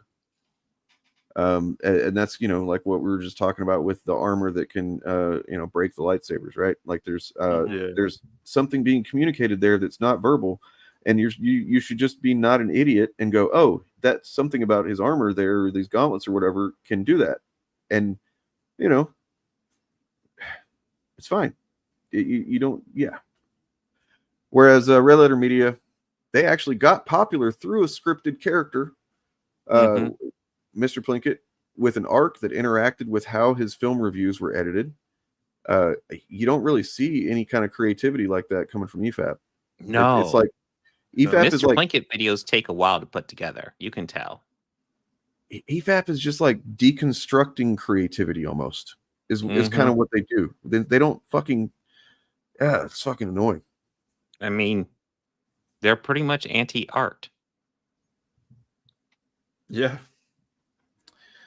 Let's see. EFAP applies moral judgment to those, and this is one of my entries, these last few. Applies moral judgment to those who enjoy media that they've deemed as not good, and they often harass much smaller creators simply for liking stuff. We've seen that. That's been, I think, been our main problem with them in the past. It's like you can have stupid ways where you consume media all you want to. That's not like, it doesn't bother me. But where it becomes a problem is because you are just gonna be, oh, it's because my way is objective. Anybody who's liking this thing must be fucking R slur and needs to K their S. You know what I mean? Exactly. Like it's just the elitism. Like, yep. You people are beneath me. And then, yeah, of course, Red Letter Media doesn't apply moral judgment because only insecure dipshits do that. Nice. And that's what I think it is, honestly, is it's just insecurity. It's like you're so desperate to not feel like you might be wrong about your experience that you've had with this movie or show or whatever. And it's like, I get it, man. Anybody that loves movies, you can have a very strong personal connection to something, and it can feel like everything. You know what I mean? Like you learn something about yourself or whatever it is, and you just have this strong fucking reaction to a piece of media, and it's like, oh my god, this touched my soul kind of thing, and you don't want anybody to challenge that. And this is like, and then if you just become a cynical asshole, however, and then you're literally rejecting things just outright because it's from Disney, Star Wars, or whatever, and then you see other people that are liking the thing, then that's kind of like, oh, that challenges the fact that I think this is fucking terrible, and my opinion is so fucking important. It's an insecurity. It's got to be what it is. What do you guys think? For sure, just not allowing anyone else to, enjoy or like things that you don't like. It has to be an insecurity. It's like, oh, absolutely. I'm correct. Actually, I'm objective. Well, I mean, I've talked about before. I think that like I still feel sometimes that impulse when somebody's like, "Oh, I didn't think." I don't know, like whenever we had our debate that I won about which was the best superhero movie, right? And we agreed that it was Into the Spider-Verse. Yeah, it was Spider-Man 2. Yeah. Yeah, I won, and like every time you guys would kind of take a dig at my movie, you were fighting for Spider-Man 2 because that was the definite winner. Every time you guys swing at my movie, Avengers Endgame, I legit did feel like, oh, they really think that? Like, you know what I mean? Like, what the hell? Like, oh no, that's you got to keep that shit in check. It takes exactly. You got to fucking check yourself before you redirect yourself. It's like everyone does it, like we want to defend the things that we enjoy, and then sometimes we just don't understand how that other people would find something better, but like, who cares? It's cool talking to someone who likes a different movie than you. or and you disagree about a movie, that's awesome, and you can have a discussion about it. Cool. You know when that discussion becomes bad? When one person starts insulting the other, becoming nasty about it, saying, well, you're not a real fan actually because you don't like this movie. That's actually a beautiful fucking human interaction if you let it happen, right? Like where you're like, my experience is this and yours is that. Oh shit, tell me about that, man. Like that's, I didn't have that, but I want to know, what that's like for you, kind of thing. Like if you can fucking literally be open to that kind of thing and not be a closed off, emotionally undeveloped tool, you can have a pretty good human fucking exchange there. And then we got EFAP allowed themselves to become tools of alt-right YouTube grifters like Nerdrotic, and maybe being a little bit flippant here, but Red Letter Media, they're still independent hacks and frauds. And then who was it? Somebody, I think it might have been Bob of the Old Ways. Did you say this? That you basically, it looks like their channel would go away. They would just lose a lot of influence if they just never covered Star Wars, because a lot of their fucking views come from Star Wars shit. EFAP. Whereas I'm pretty sure Red Letter Media is not in that situation. They've got a pretty broad range of stuff that they do. 11 days ago, Red Letter Media did a video on the Popeye movie. The Robin Williams one. I watched it. I mean, not one of their biggest views, but like 500,000. They're fine. Yeah, that's the thing. People like them for their opinions on movies and TV shows and stuff. People like EFAP because they're petty. I like the Red Letter Media guys, even though I do disagree with, especially Mike pisses me off sometimes. But at the same time, he pisses me off in the same way that I've had friends that piss me off. Like where like people that I'm like talking about stuff, we talk about movies or whatever it is, and this one friend, I love the guy, but man, he can be a real jerk about his opinions sometimes. You know what I mean? And it's like I didn't ever fucking just hate that friend or anything. I just kind of like, oh man, you piss me off sometimes. And so it's like hanging out with friends whenever I fucking listen or watch one of their videos in a way. And that is not the vibe that I get listening to EFAP for as long as I can stand it. This could be much longer. Oh, but also the final, obviously the objective metric, Rags versus Rich. Come the fuck on. That's good. God damn that. Why would you even compare them? Rich is awesome. Yeah. Rich is like, he's like a, I don't know, like 7 like cherubs stuffed into a unhealthy middle-aged man. Yeah. He is Rags is a dog, and I frequently wonder why he hasn't been put down yet. I mean, if we're talking about the human mascots of these two YouTube channels, then there's one's objectively better than the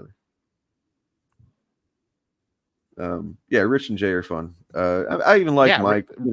Mike he has a lot of good stuff about him, but and Rich.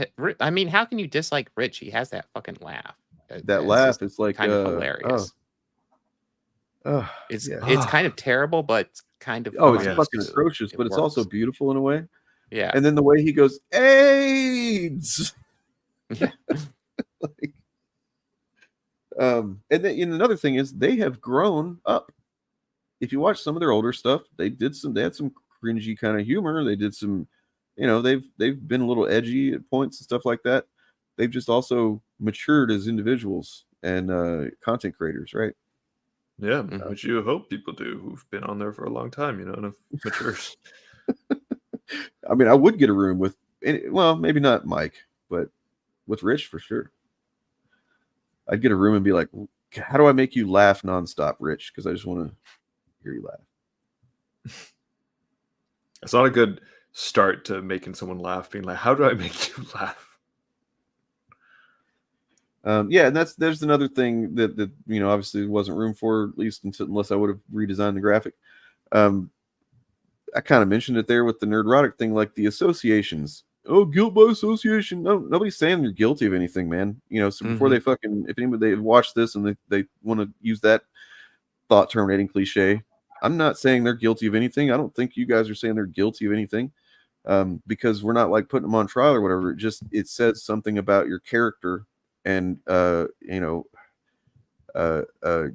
sense of responsible platforming at the very least. But I mean, honestly, it seems like they just knowingly do what they're doing and with the people that they're doing it with, because they probably have definitely Rags, but I would say Mahler at this point too just agrees with them, you know.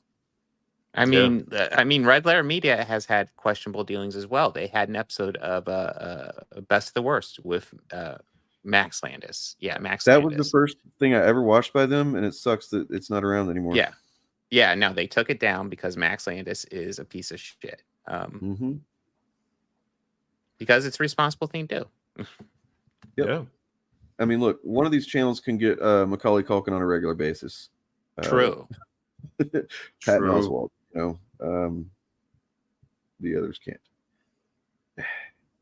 And then let's talk about the ultimate problem with you know, there's the objective you know, analysis thing. That's part of their one pillar of the problems that they have. The other one being that they think that they're actually having an effect on movies and stuff with their criticism, their quote unquote criticism. And then that's something that we saw, I've seen coming out of Drinkers community lately too. There's a post I saw the other day that was like about, I could pull it up, I have it screenshotted, but like in the Drinker subreddit, there was somebody posted about Inside Out 2 or whatever, and how successful it was. And they're like, oh, look, they act like we won't let a movie starring, or, you know, for women or whatever be successful. But what about this? That goes against the narrative. It's like, wait a second. Did you just say that you let this movie be successful? You know what I mean? It's like, power over it. And then I started thinking about it. COVID and everything. If you've generally been buying into the bullshit from these channels for the last couple of years, then they probably do think that they do have that power, right? Because movies aren't doing well generally, so they actually do think they've been fucking tanking woke movies or whatever, and that's insane. That's so funny. Just the idea that some people think they have that much power, that they are the shit. It's kind of like watching Kiedi Mundi, you know, watching him being like, "Ah, yes, I am correct. The Jedi have been gone for millennia," and you're like, "Aha, you're kind of looking stupid. You're kind of a smug asshole, Kiedi Mundi." And also that's the same thing. Yep. You know, I don't know. I feel like this is more of a unless you guys want to watch some more, I'm down. I just wanted to get through this because I think this is more substantive than just like reacting to every literal thing that they said that was stupid. Oh, yeah, video. for sure. For sure. Anybody have anything else to add? You agree, right, Bob? Yes. Yes. Damn right you do. You goddamn right you do. Goddamn right. Say my name. No, I'm just looking over Red Letter Media's channel, and you know they got fun stuff. Plenty of stuff with red underlines under it. Damn.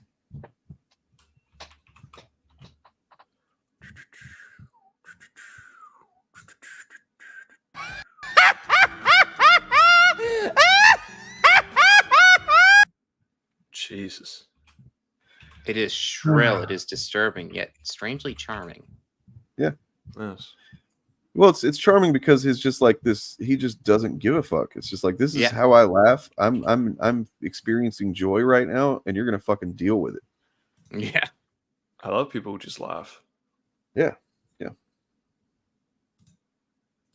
It is kind of cool. Yeah. What? I don't know, man. I feel like there should be more to say, but I ultimately I remember when I first started really paying attention to these guys, and I spent a lot of time thinking and then talking to other people about them, and like now I'm realizing how, I guess it was necessary to get to the point where I could realize that it's not worth talking about that much. Like there's not, I spent way too much time and effort trying to, you know, kind of steel man their positions and like really trying to understand how they could, like maybe there's something I'm missing about analyzing stuff objectively. Maybe I'm, you know, blah, blah, blah. And ultimately I would just always come back around to, nope, it's just not a thing. Yeah.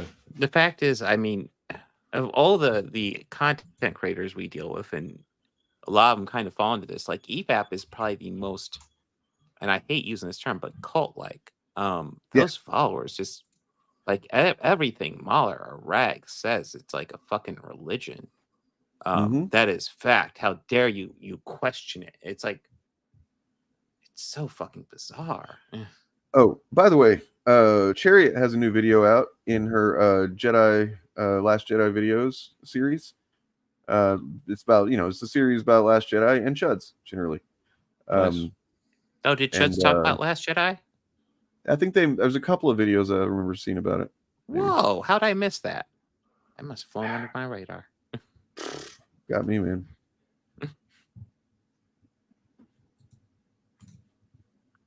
But yeah, check that out. Chariot is linked in the description.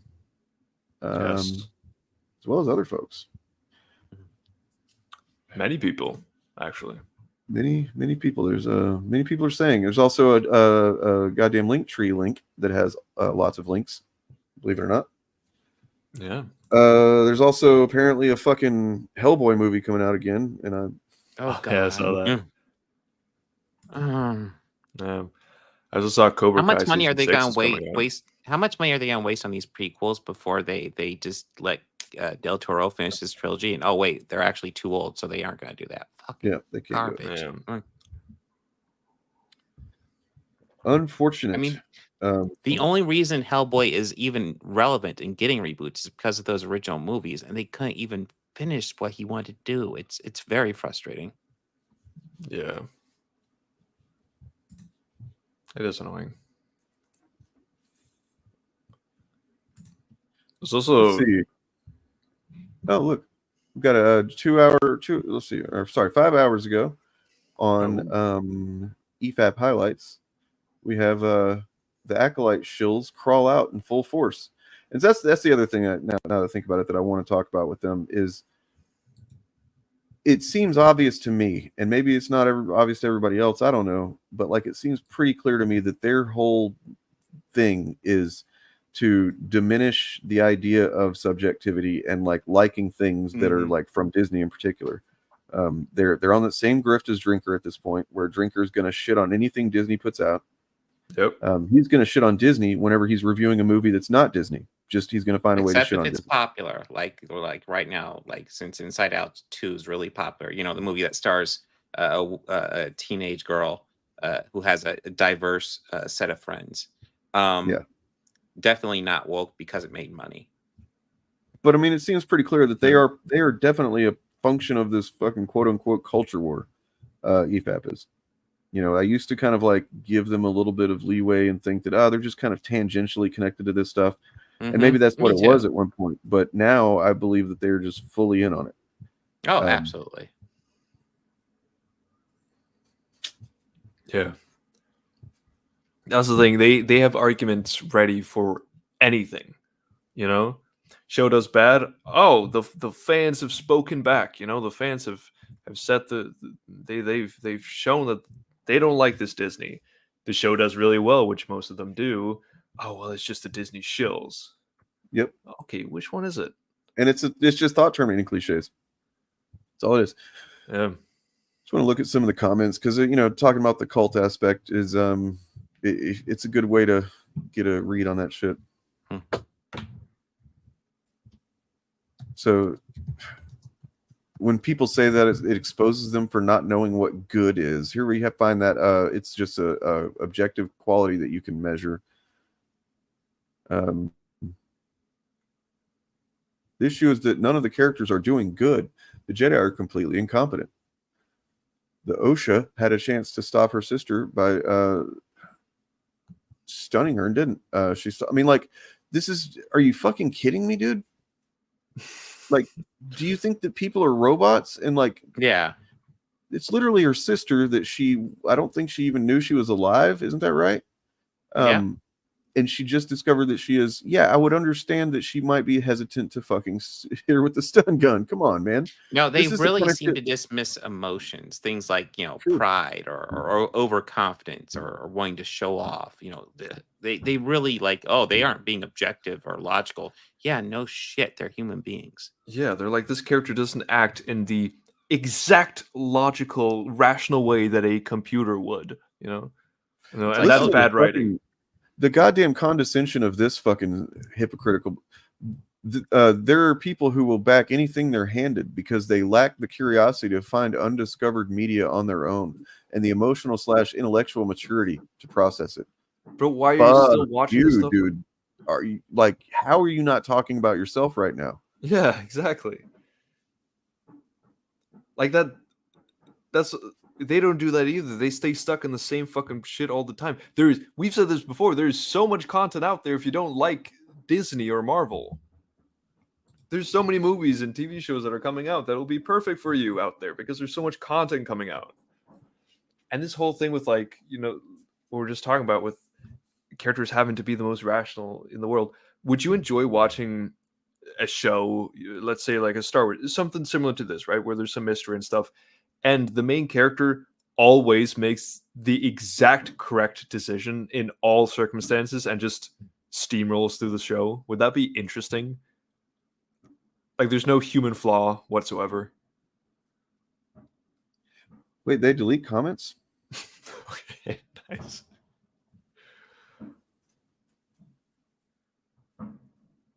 Yeah, what was it that Bob? Do you remember when we were talking to SK in Southpaw and stuff, and it was like that show Terriers was kind of a big topic for them. Yeah, and it was something about there was a guy. I think it was Terriers. Maybe it was something else that Southpaw was telling me about. That there's some guy and something that they were watching, and the guy was like breaking into a house to steal something or grab something or whatever. And that basically he was a very experienced kind of burglar or something like that, and that he when he was in there, and then like the people came home, I believe, and he like dropped something and left it there whenever he escaped. And it's like if he was a real experienced burglar, he would not have dropped anything and left it there. Mm-hmm. And I was just like, what? Mm-hmm. What? Well, I mean, there's also that bit where the one character is essentially saying on his tax returns as a job he sells seashells by the seashore. Yes. And they're like, and oh, because the judge laughed at it and didn't like put him in jail for fucking. Yeah, they're like, well, that's contempt of court. They would lock him away. That's admitting to to lying on his tax records. And it's like that was what. It's a joke. Really admitting to. Holy shit! It's a joke, guys. Like I've been like. Maybe you guys haven't done courtroom stuff. I've done courtroom stuff. I did divorce and all that. You can joke on the stand. Don't do it a lot. I don't recommend like doing a stand-up routine, but occasionally throwing a joke out there is not bad. You got to read the moment, bad. and if it's not just a super tense thing where everybody's like pissed off at you or something, then sure, probably. Like you haven't, murdered people. Yeah. There's nothing wrong with throwing a joke out there, and it'll be recognized as a joke because no shit. He does not sell seashells by the seashore. Come on. Like, listen to this shit, man. This is just the epitome of somebody who fucking knows words and knows how to even string them together in a way that makes a sentence, except that what's being expressed is just garbage. I legit do not understand that these people are what these people are getting out of the Acolyte. I'm sorry, that's not the one I was reading. It's funny to watch them come close to reckoning with the fact that the undoing of standards inhibits their own ability to meaningfully advocate for what they themselves want to advocate for. Not to get too pretentious, too late, but Plato called it right whenever he said that those who have no sense of logic or ethics deceive themselves. You're talking about a Star Wars show, man. You're talking about a fucking show. But you can't say not to get too pretentious and then mention Plato in a fucking Star Wars. Insane. Also, so are you guys hearing? There's like fucking explosions outside. Well, I think fireworks. What is it? But I just quickly need to go check because there's fireworks. I think very close, but I don't know if you guys could hear them. But are you celebrating 4th of July over there? Yeah, you're obviously celebrating the 4th of July. Yeah, that's what we're celebrating in Denmark. Yes, on the 3rd of July. Yes. I don't actually know what it is. Weird day to celebrate, dude. Let me, just to be clear, reiterate, because then, in case any EFAPers watch just this part of the video, I don't think any of us think that this show is fucking fantastic, like all around amazing. Right? No, I don't. No. I mean, it's just episode 5 was pretty good, but yeah, I have lots of issues. The lack of a spectrum of quality that these guys seem to have too is another thing that stands out. Like, it's just everything, or I'm sorry, very few things are just amazing and perfect and great. and then everything else is shit. You know, and that's just something to look out for. If a content creator can't express just like, that's pretty good, it's okay, it's all right, you know, it's not the best, it's not the worst, like, I don't know, it kind of stands out as a flag to me. Everything has to be extreme, you know. Either the greatest thing ever and it destroys Disney, or it's the absolute worst thing. Like there's just not anymore to them. And that's sad. Okay, I actually found the clip I was looking for. I'm kind of surprised. Hold on. What'd you find? The clip I was actually talking about, so we can reinforce it. Here we go.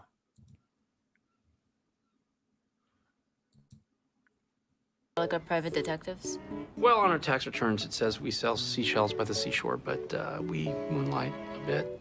Mr. Lindis So he's just admitted under oath that he lies on his tax forms. Well, no, he says we sell how much did Mr. Lindis seashells pay by you the for the seashore. cell He's phone with the sex joking. tape on it? Well, Yeah, it's like they're actually like taking that seriously. It's insane. What's crazy is so he's actually saying, yeah, we've seen them make like really flippant fucking jokes, and then they'll act indignant if somebody wants to, you know, like, oh, you know, we were just, you know, but they can't extend that same thing or won't extend that same thing to anybody else, I guess. Just the fucking, it's so ironic that they call everyone bad faith, because honestly, I don't know that there's a better example of bad faith than most of the ways that these guys operate. Just disingenuous and fucking dumb. All right. I did want to play the proper hippo clipped video that I didn't play properly.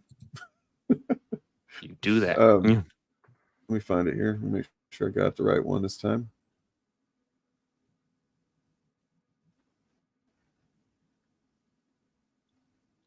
one of us just got. Well, yeah. Thank you, NerdTube. Thank you. Hey. Hey guys, Somebody keep got up the 5 good pounds. work and the debunking of chuds. I gave episode 6 a 5 out of 10. My opinions are negative, but not aligned with red pill bigotry. I haven't seen 6 yet. I mean, I'd say that like I haven't generally seen that's 6 yet about either. what I would rate every episode except 5. You know, so take that. No, I thought 1 and 2 were okay, especially 1, and then They 3 were was just okay. Really, 3 wasn't honest. great, and then 4 was until the end. 4 had a really cool ending. By the way, guys, if you want a good clip channel that seems to be putting together some good fucking compilations that make a point, just like edits that make a point, check out Hippo Clipped. I mentioned him in my news video that's coming out soon, and I was like, the way I introduced it was just someone who can say what I say in way, way less words. Yeah, just by like editing things in a good way, because we all know how much we love editing, right? Yep. Editing's his favorite. I hate it. So I was gonna show this one other thing about the old Mahlerowski. Mahler Ding Dong. Bro's mauling. So I found this video. It's a minute long, and it seems to be that Mahler did an impression of Chris Stuckman, and then I don't know if he did this with the intention of somebody doing this, but somebody took his impression of Chris Stuckman and made a little, animated thing out of it. And let me say this: it's good. Mahler does a genuinely good impression of Chris Stuckman. I was pretty surprised.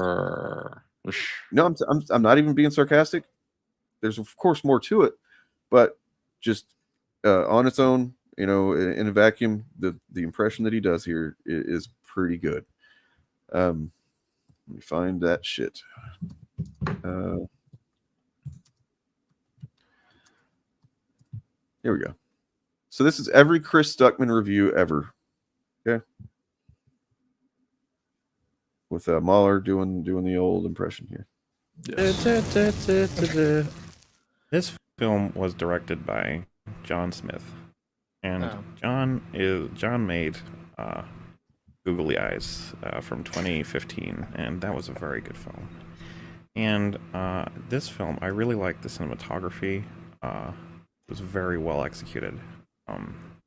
And I'd say that you should, if you enjoyed the one that came before, you'd probably enjoy this one. And I will say, I've noticed a lot of discussion surrounding the sort of implications of the social commentary on this film. And I'm not, you know, personally, I'm not, it didn't affect my enjoyment. Thank you. This gets an A+, and get Stuckmanized.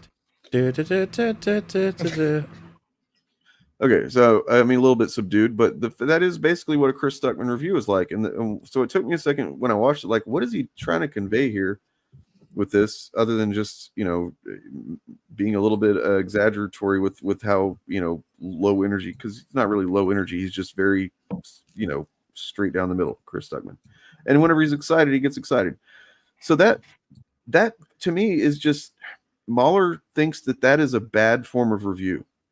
But what that review, even though it's for a fake thing, if you're just looking for someone, you know, like the way I tend to use reviews whenever I very rarely do look for a review of something, is I have a handful of guys, I don't want to say guys, there's a couple of women too, who I trust their preferences. I know what their tastes generally are. And so if I hear them say basically that much about a movie and they say that, yeah, if you like this, you probably like it, then I can go, oh, okay. And I can gauge my own interest based on that. Right. It's a practical review is what it is. It's just practical. It's quick. It gives you enough information to kind of like form a, you know, your own interest.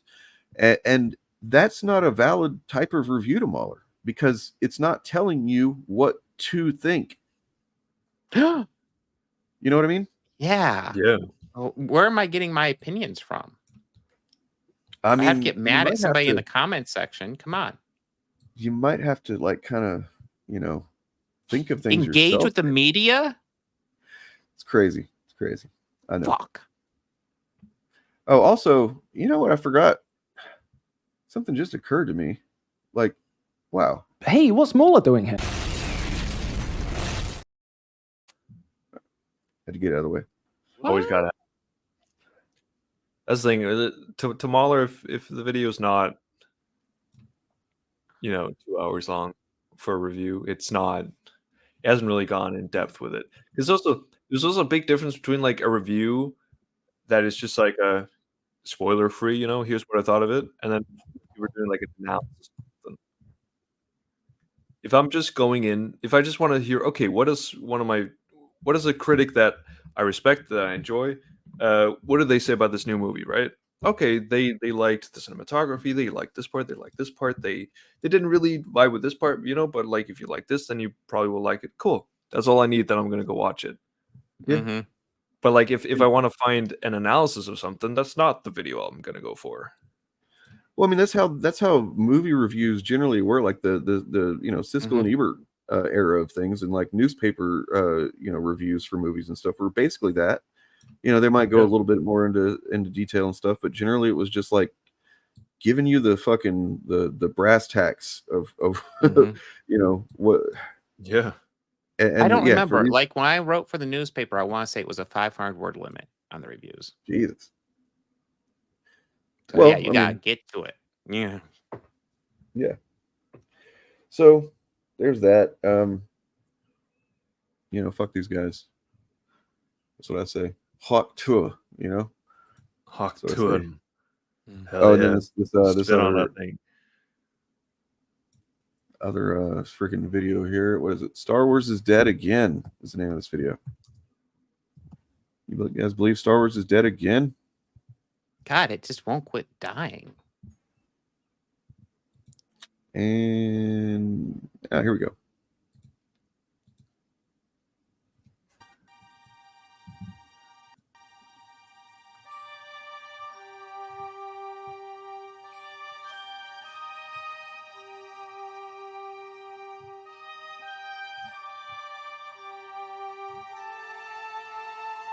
$104 people watching, by the way. Hey, whatever channel you're watching them, hit like and subscribe if you're not.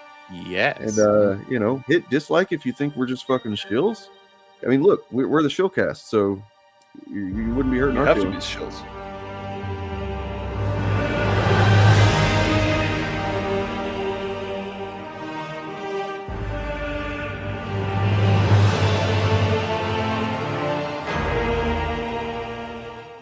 The good guys are the rebels.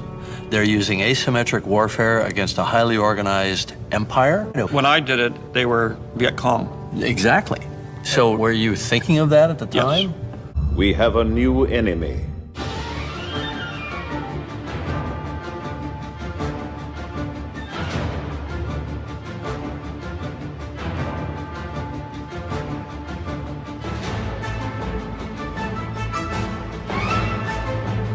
What's crazy about a lot of these old reviews from whenever these movies came out is that several of them mentioned the Disneyfication of the franchise. Really? Star Wars returned. The Empire Strikes Back, the second in this trilogy, as malodorous awful, and I understand you're also well able to keep your enthusiasm in check for the third in the trilogy. I have been expecting you.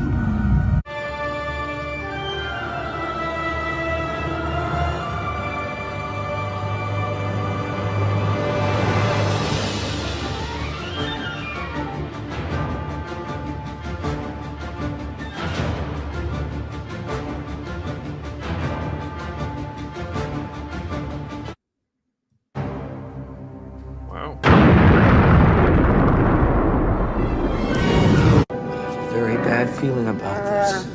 Now, the creators of the biggest smash hit of all time bring you the next episode in the Star Wars saga. Mama, it's so good to see you. Happy Life Day. In a galaxy far, far away. Dirk, have you ever seen that, man? The Star Wars holiday special? I have. Yes. Yeah. Isn't it amazing? It's pretty good.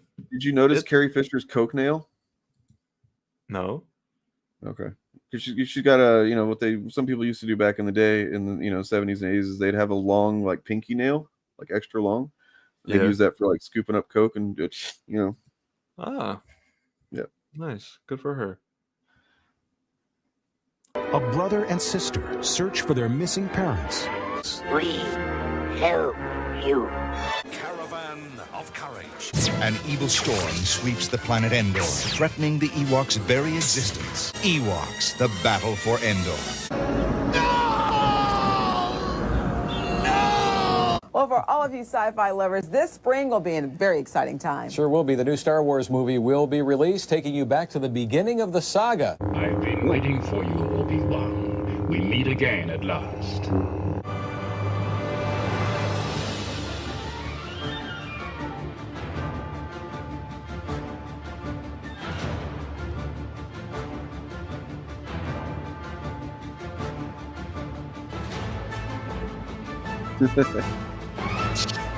Have you guys ever seen that?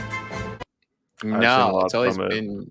Well, I mean, it has been on my list for a while, but like I remember when it came out, I kind of wanted to check it out. But see, I'm trying to find something that we could maybe do for like for supporters or something at some point. Watch something like that. Oh, that could be fun. Yeah. Yeah. Watching one of these things. It's over, Anakin! Somehow Star Wars returned. There has been an awakening.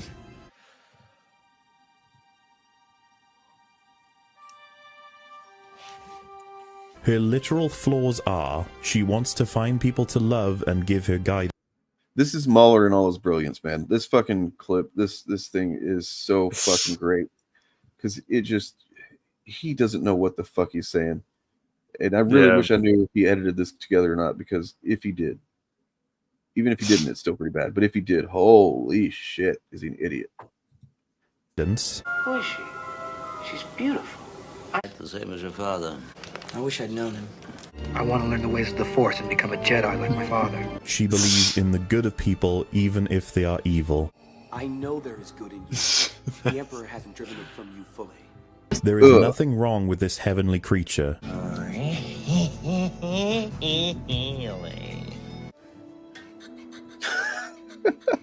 Literally counting the days since her fucking family abandoned her, and she's like, got no problems in life. Yeah.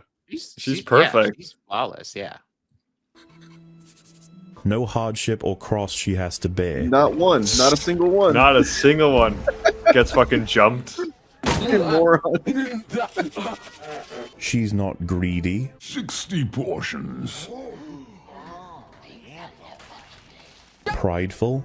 We need a pilot! We've got one!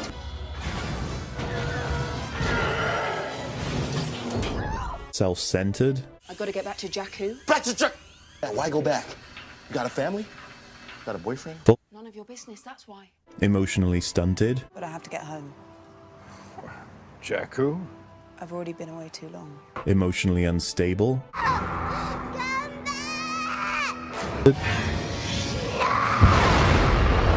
Selfish. But I have to get home. Reckless. I can do this.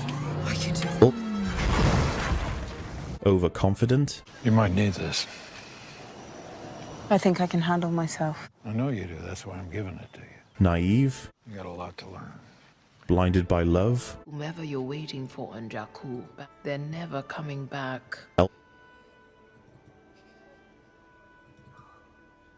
Womanizing. What in heaven's name are you talking about?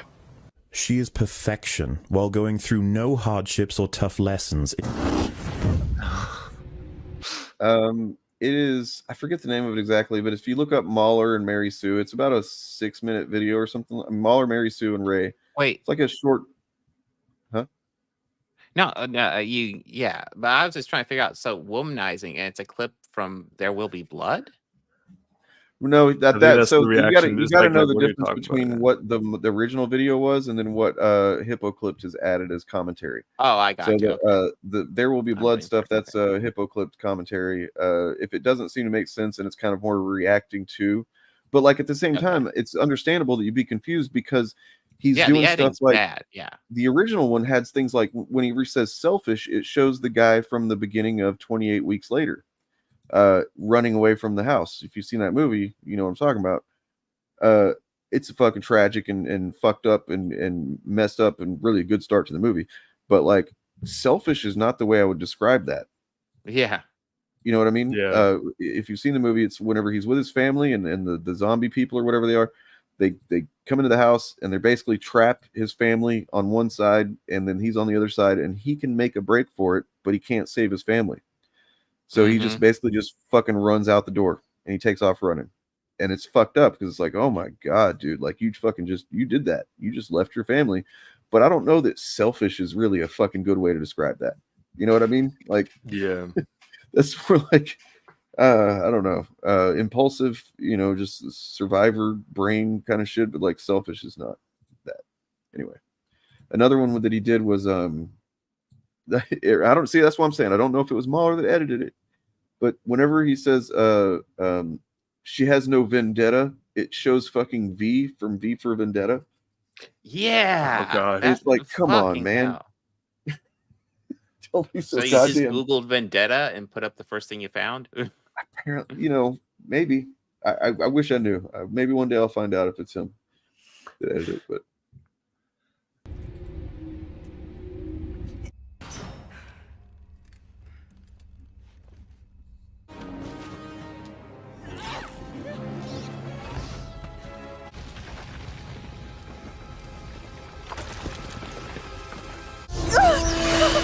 You need a teacher. And we've talked about this to a pretty good extent before. I remember on the show where we broke down that last fight in The Force Awakens and how, you know, she does not kick his ass. She does not beat him even. Like, she really doesn't do much at all other than survive. You know, they had to do so many things, like injured Kylo Ren to such a degree and like make him not want to actually kill her. Like they do a lot to make it believable that she could get the upper hand at one point in this fight. But a lot of people just choose to look right past it. That does seem like it, Lucifer. Like you just like, here's a list of character flaws. I'm going to read them off now. And not even think about the fact that we're talking about Rey, who, you know, although it is possible she's a lesbian, it doesn't seem to be the case. And if it was, they would have been focused on that a lot more anyway. Yeah.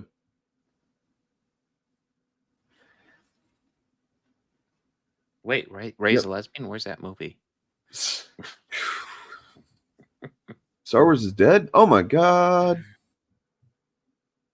It's dead. Dead and gone. Sucks, man. Sucks.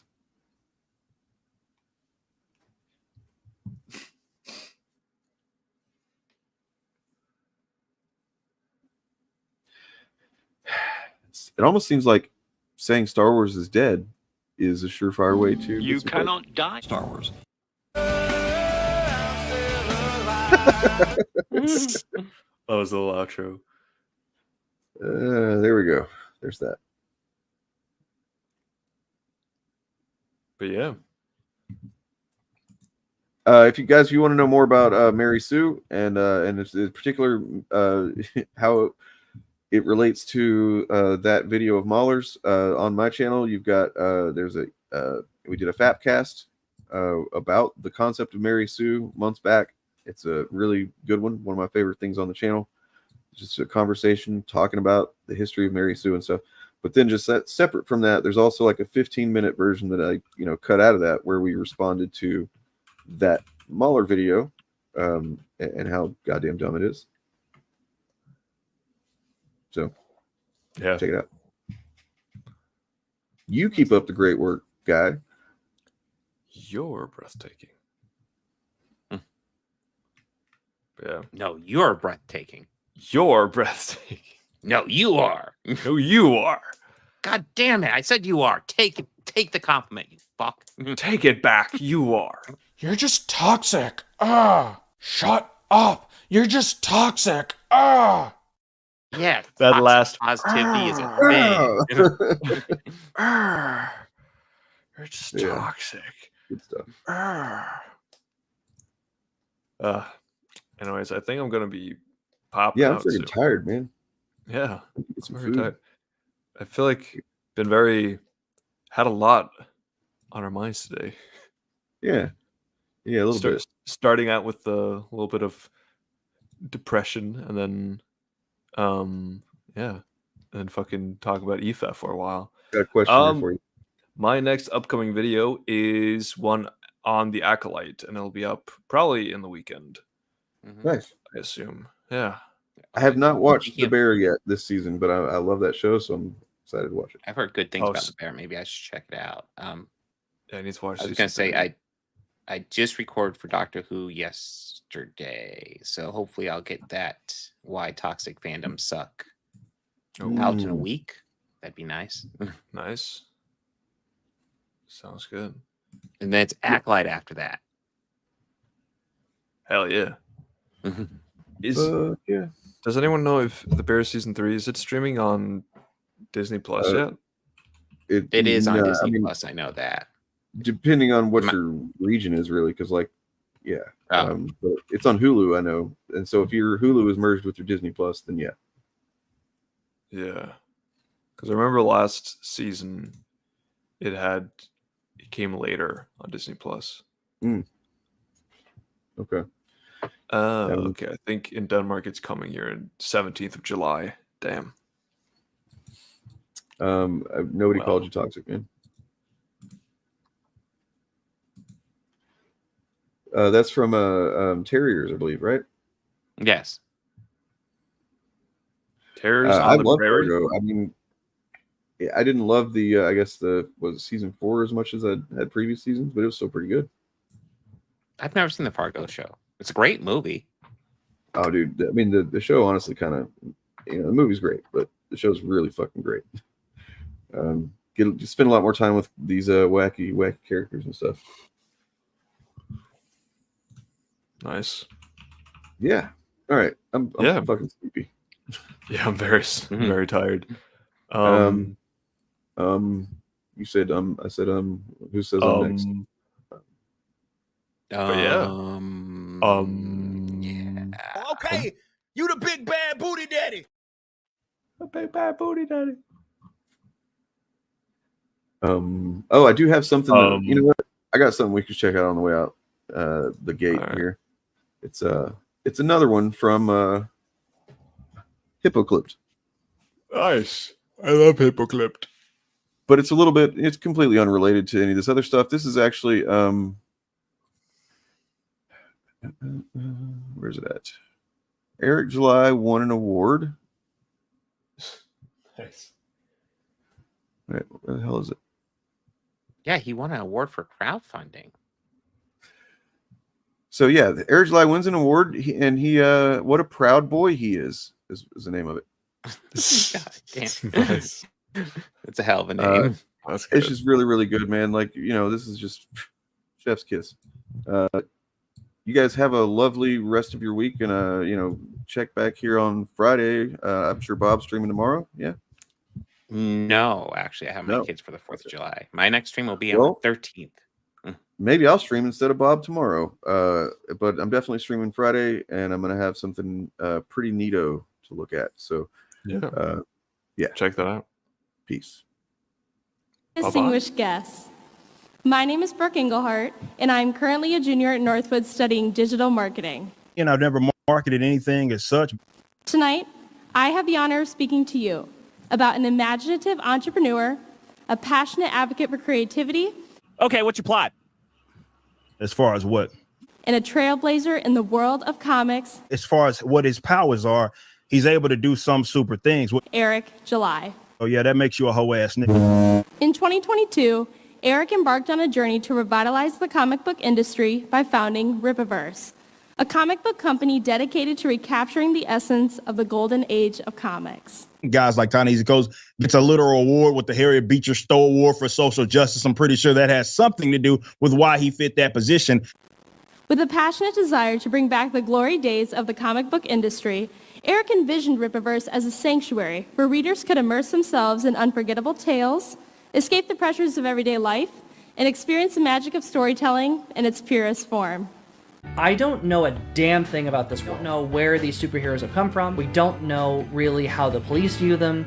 And we also don't really know how society at large feels about them. Rippaverse started with a bang. The story unfolded with the release of Item No. 1, which you'll be able to peek into a world of later this evening. Run away! Run away! A 96-page comic book written by Eric himself, including a character named Avery Silman, who is an entry-level hero known as Isom. He probably has powers. Assembling an astonishing $2.6 million in funding, Eric's work soared to unparalleled heights, earning its place as the most successful crowdfunded comic book project in history. It's not a traditional crowdfund. What makes this achievement even more extraordinary is the manner it was accomplished. Eric refrained from the conventional route of utilizing traditional crowdfunding sites, opting instead to run the campaign on Rippaverse's dedicated website. This bold decision I'm not bald, motherfuckers. not only showcased Eric's entrepreneurial awareness, but also demonstrated his unwavering commitment to maintaining creative control and fostering direct connections with his audience. Your business is marketing anti-woke shit to morons. Well, that's... By the campaign's conclusion, Eric had surpassed all expectations, raising an astounding $3.7 million. This accomplishment stands as a testament to Eric's unique dedication. Act 1, Act 2, Act 3. What do you mean, like going into the future for ISOM 1, 2, and 3? His down-to-earth leadership style. I'm not going to use aggression on you, but all I'm saying is people done got knocked the fuck out for a lot less. And his ability to inspire others to rally behind a shared vision. Well, something is legitimately wrong with you. But Eric's impact extends far beyond the world of comics. He's a voice of reason and a champion of individual liberty. Again, I don't know who your partner is. I don't know what kind of gay shit y'all got going on, but I didn't agree to speak to you and your partner as answers. Like, first of all, what type of gay-ass shit? I don't know what speed dating type of shit that he thinks this is going to turn into.